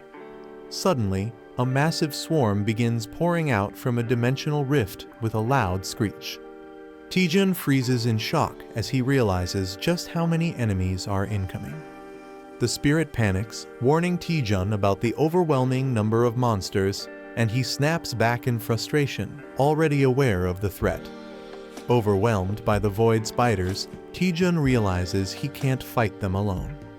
He summons Eratus, his skeletal ally, to defend the old man during the battle. Taejun urgently commands Eratus to guard the area, and Eratus eagerly obeys without question. The intense fight against the void spiders drags on for nearly 2 hours as they fend off wave after wave. As they keep fighting, endless waves of void spiders continue to pour in, each swarm stronger and more numerous than the last. After 4 grueling hours, the battlefield is filled with corpses, yet the attacks show no sign of stopping. Exhausted and terrified, Taejun begins to break down, pleading for the relentless assault to end. With fear consuming him, he cries out in despair, realizing they might all die at this rate.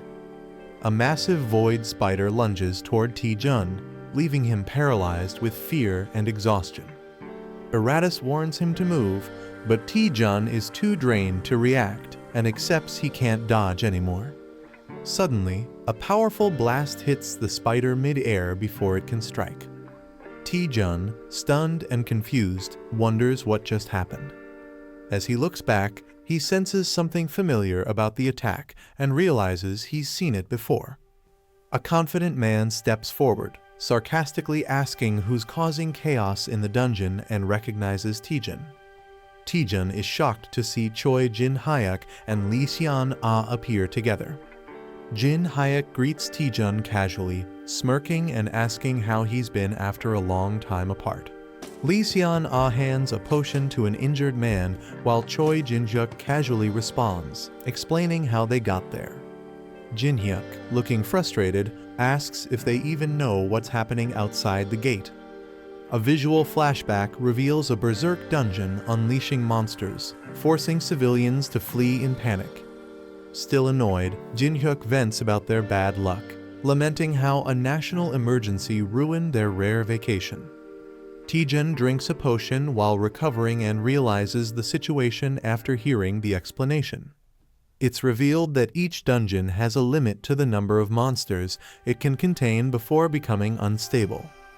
When that limit is exceeded, mana destabilizes, leading to a dungeon break, releasing monsters into the outside world. Lee Seon-ah, shocked by the scene, questions Taejun about what happened and asks about the mysterious old man. Taejun stands silently as he watches a glowing magic formation in the distance, sensing something ominous. Taejun hesitates, unsure how to explain the mysterious old man's presence to Seon-ah. He reveals the old man is actually an NPC who guards the dungeon and is currently recovering from an injury. Taejun believes the monsters are attacking because they're drawn to the guardian's weakened mana during his healing. He suggests they all join forces to eliminate the spiders and restore the dungeon's stability. Lee Seon-ah confidently tells Choi Jin-hyuk they already plan to take down the spiders. Taejun joins in, and everyone splits up to begin the fight, with Choi telling them not to get in his way. Choi unleashes a powerful electric move, Light Blade Art, 5th form, slicing through enemies. With a Tempest Slash, he effortlessly tears through the monsters with blinding speed and force. Confident in his strength, Choi mocks the threat level, but is suddenly warned to watch out as danger strikes from above. Choi Jin-hyuk is caught off guard by a sudden enemy strike. Lee Seon-ah slashes through enemies and warns him not to lower his guard.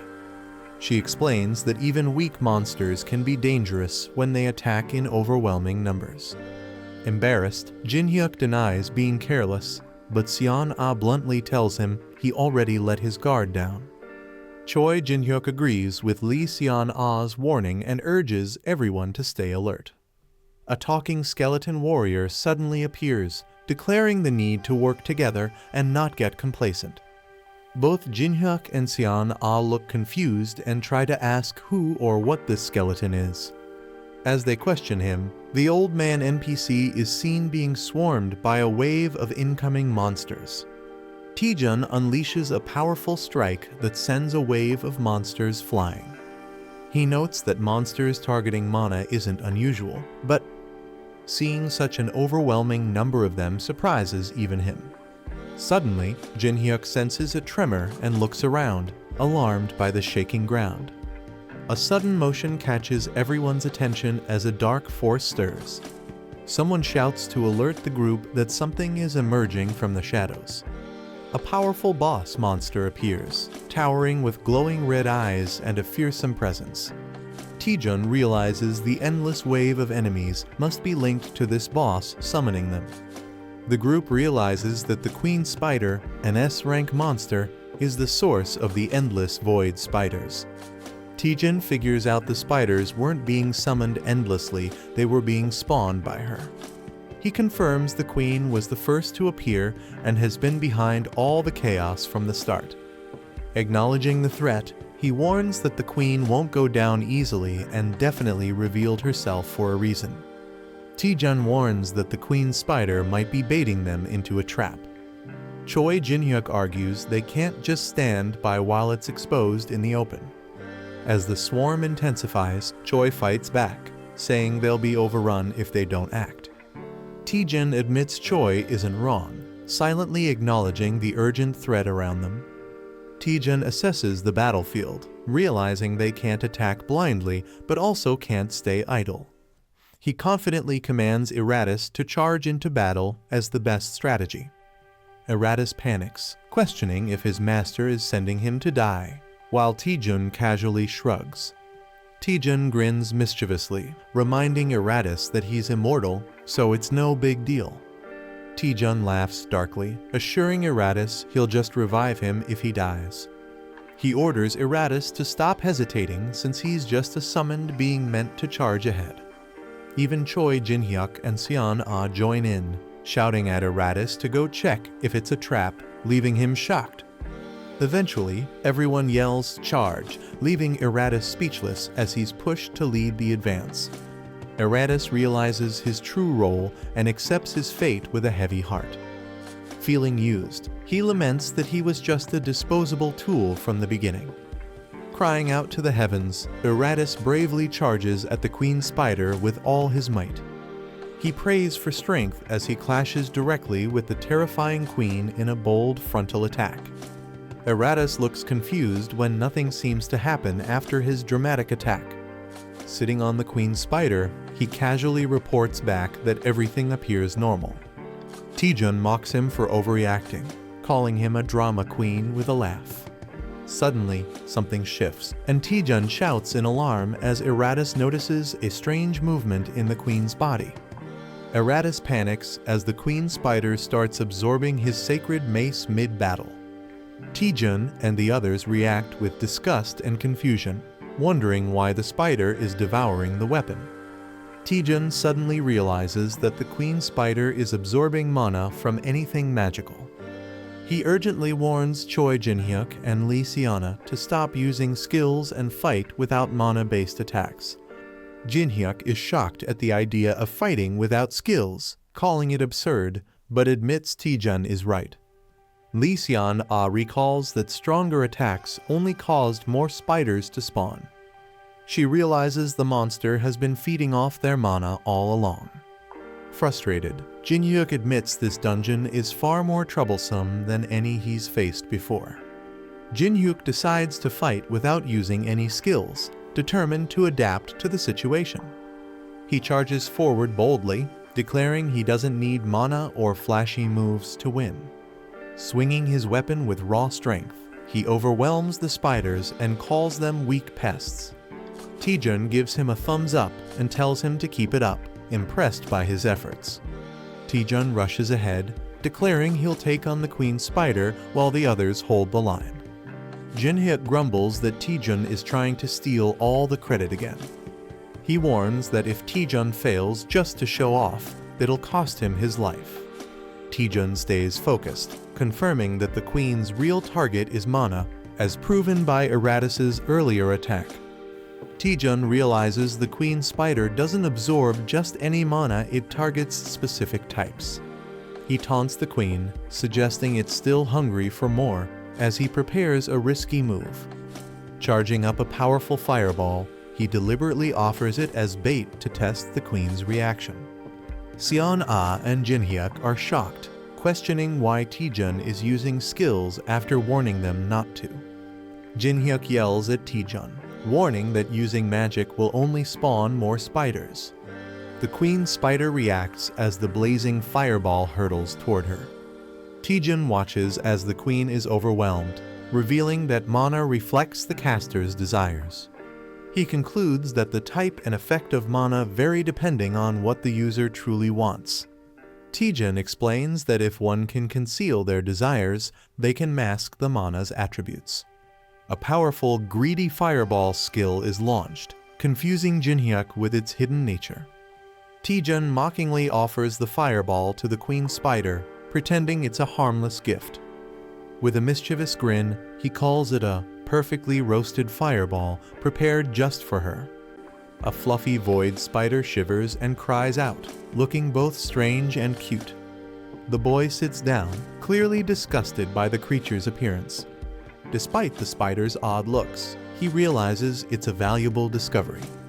The system reveals that the spider produces high-priced silk called void silk thread. Overjoyed, the boy exclaims that it's like finding a spider that lays golden eggs. The boy realizes the spider requires a constant mana supply to keep producing silk. Someone knocks and asks to enter, calling out for Hunter Taejun. Taejun responds with a creepy smile, unsettling the small spirit beside him. A woman, exhausted by reporters, enters and demands to know what madness he's been involved in. The woman panics about a dungeon break, saying it's beyond her ability to handle. Taejun reassures her with a fake smile, saying the guildmaster is taking care of it. He wraps his arm around her, pretending everything is fine, while she questions if it's really okay. She worries the lie will be exposed soon, while Taejun mocks her for not understanding how the world works. Taejun says people care more about the outcome than the method. He highlights the guildmaster's prediction and his own role in stopping the disaster. He believes this incident will be remembered for a decade, and it will help restore the damaged reputation of the Hwaryeon Guild. Taejun emphasizes that all of this will ultimately benefit the Hwaryeon Guild. He flashes a greedy smile while the woman imagines piles of money and rewards. Though hesitant, she admits his logic is strangely convincing. She then grows suspicious and asks why he brought her to this unused, isolated area. Taejun tells Guildmaster Ko that he plans to set up a workshop and needs her help. He reveals a small creature, the offspring of the Void Swarm Lord, and places it in her hand. He explains that with a mana supply, the creature can endlessly produce valuable silk. He shocks her by revealing the silk sells for 1,000,000 won per gram, leaving her stunned. Ko is overwhelmed by the profit potential and asks how much it all adds up to. Taejun slyly asks her to take care of the spider, calling it their cute little poppy. The scene shifts to a dimly lit room now covered in spiderwebs. Ko nervously offers a tray full of mana crystals to support the spider's production. Ko gently offers the mana crystals, telling the spider to eat well. Suddenly, the spider growls menacingly, revealing its monstrous size. It roars and lunges at Ko, startling her and making her panic. Out of breath and terrified, Ko realizes the spider has grown far more than expected. Ko panics, realizing the spider might devour the whole building if it keeps growing. Someone on the phone checks in, asking how the workshop is progressing. Taejun proudly replies that they've already produced a full kilogram of silk and tells them to proceed. Relaxed and smiling, Taejun allows the caller to ask a question.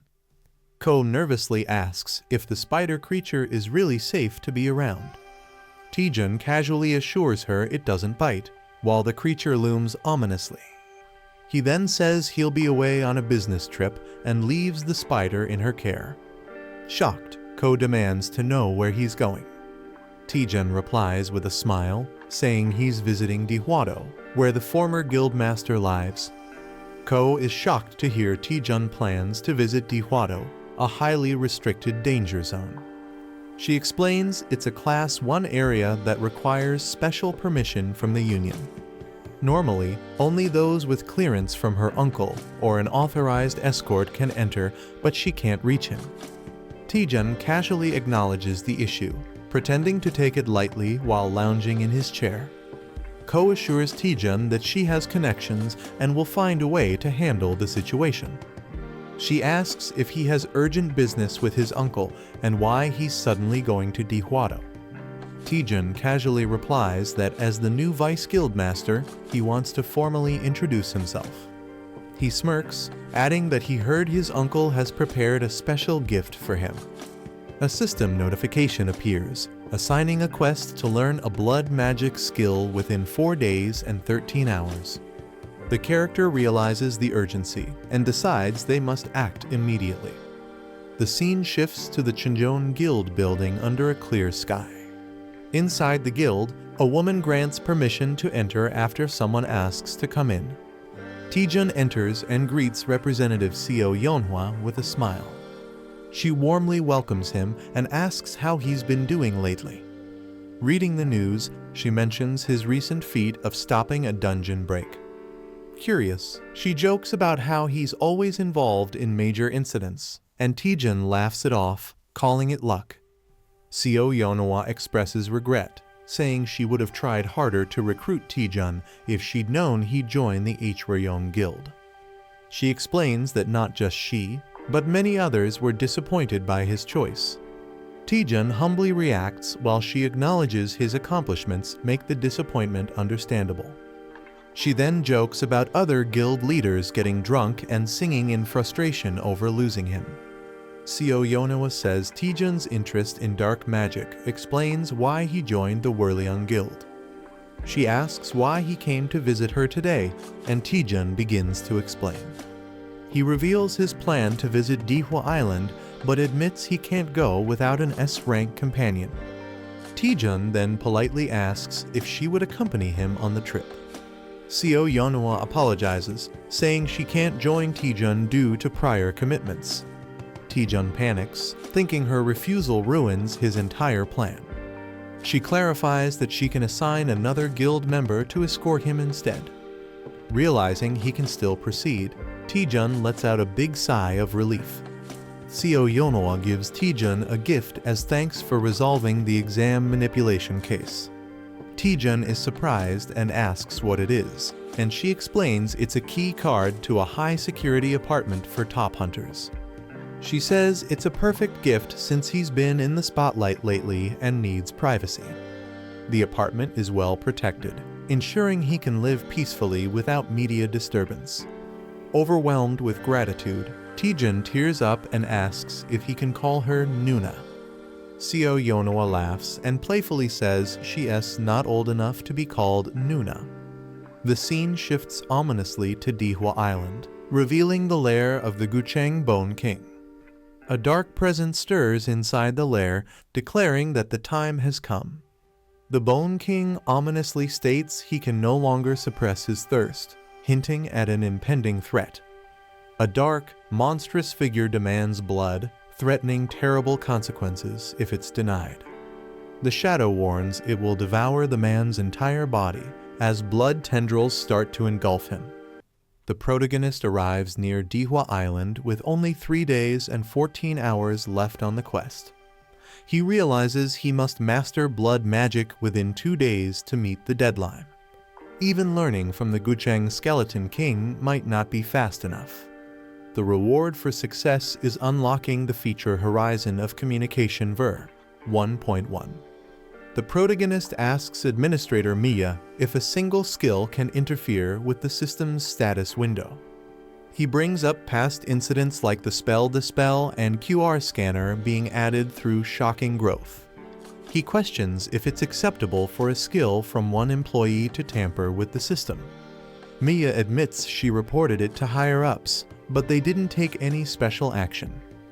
Her only instruction is to monitor the situation unless something unusual happens. The protagonist confirms that his skill isn't currently seen as a threat to the company. During a quest, he obtained an item that unlocked the Monman Wiki feature in his status window. This feature provides detailed information about monsters' traits and weaknesses. Shocking growth not only boosted his stats, but also enhanced the overall functionality of his status window. The protagonist admits he doesn't fully understand his new skill, but plans to take advantage of it. UC Rin excitedly greets Taejun, saying he looks cooler than before. Taejun recognizes her as the representative from the Chinjon Guild. UC Rin happily volunteers to help him, saying no one else would.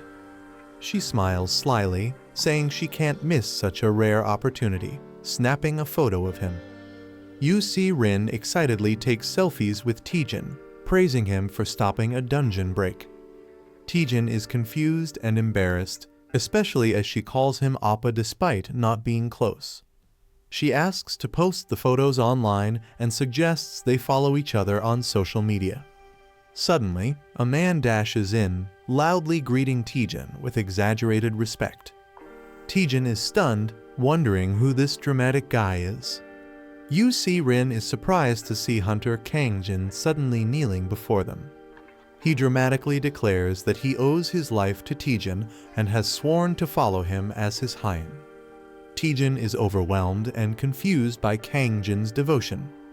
Just then, the boat captain yells at the group to hurry up because time is running out. Captain Kim Yong-soo waves from the boat, ready to depart once everyone boards. The group travels by boat toward Dihwa Island. Captain Kim Yong-soo grumbles that he wouldn't go there if it weren't for Yeon Hwa's request. He asks if the hunters are unaware of the monsters near the island. They mention that many monsters exist, especially a large number of sirens. The captain warns them that it's currently the sirens' breeding season, making the journey even more dangerous. Monsters guarding their eggs become extremely aggressive during breeding season. Even a slight intrusion into their territory can trigger a massive swarm. Captain Kim suggests taking a detour to avoid provoking them. Taejun, however, places a hand on his shoulder and says there's no need for that. With a creepy smile, he insists they head straight through instead. The captain is shocked by Taejun's order to sail straight into dangerous waters. Taejun confidently assures him that even a swarm of sirens won't damage the ship. He urges the captain to trust him and take the fastest route. Despite being convinced, the captain firmly refuses the risky plan. The captain refuses to risk his life, stating he has a family to provide for. Taejun offers to pay him double whatever Representative Seo Yeonhwa is paying. Shocked, the captain accuses him of trying to bribe him. Taejun ups the offer to triple the pay with a wild grin. The captain is left speechless and visibly shaken by the tempting offer. The captain yells, "Full speed ahead," as the ship charges forward at maximum speed. Taejun laughs excitedly, enjoying the smooth and fast ride. UC Rin questions whether he's being too reckless with such confidence. She warns that marine monsters could ambush them unpredictably. Taejun acknowledges the risk but tells her not to worry, assuring her he's got it handled. Taejun uses the radar system and confidently announces he knows the exact positions of the enemies. As the sea creatures approach, he quickly assigns UC Rin to cover the right side while he handles the left. Hostile monsters leap out from both sides of the boat in a sudden ambush. UC Rin is shocked that they appeared exactly as Taejun predicted. Empowered with lightning magic, she admits she doesn't know how he did it but prepares to fight. UC Rin launches a powerful ice arrow, committing to trust Taejun and fight. Taejun instructs her to wait until the monsters get close before attacking. As the creatures leap onto the ship, Taejun prepares a fiery counterattack. He activates a new attribute called Power Strike, added to his Rising Dragon Fist skill. This ability ignores 50% of the monster's physical defense, dealing massive damage. Smirking, Taejun remarks that it'd be a waste to just toss them back into the sea. Taejun grins wildly and decides to collect mana stones from the fallen monsters. As he hums while gathering them, Kangjin watches in awe. Realizing Taejun really uses the Rising Dragon Fist, Kangjin confirms the rumors were true. Taejun notices Kangjin staring and awkwardly wonders how long he's been watching. Kangjin explains that his Rising Dragon Divine Fist is different from Taejun's martial art. He suddenly declares Taejun as his official rival and pokes his forehead dramatically. Taejun is confused and annoyed, wondering why Kangjin decided this on his own. Without warning, Kangjin charges toward a dangerous area to prove his strength. The scene shifts to Dihwa Island, where a mysterious man stands on the shore. He is shocked to hear that Hunter Lee Taejun is arriving on the island today. Angrily, he demands to know why he's being informed so late. The woman on the call nervously explains she couldn't reach their great-uncle earlier. A woman is scolded for not using the crystal sphere to communicate due to Dihwa Island's poor signal. The old man realizes Taejun's arrival is badly timed and worries others will target him. Determined to act fast, he sails toward the island, apologizing to the Gucheng Skeleton King for being late. He jokes that the sea was too full of fish and delayed him. Meanwhile, Taejun confidently greets the Skeleton King, introducing himself as the deputy guild leader of Hwirium. This is the end of the video. If you guys want to see the next part, then don't forget to subscribe and like the video.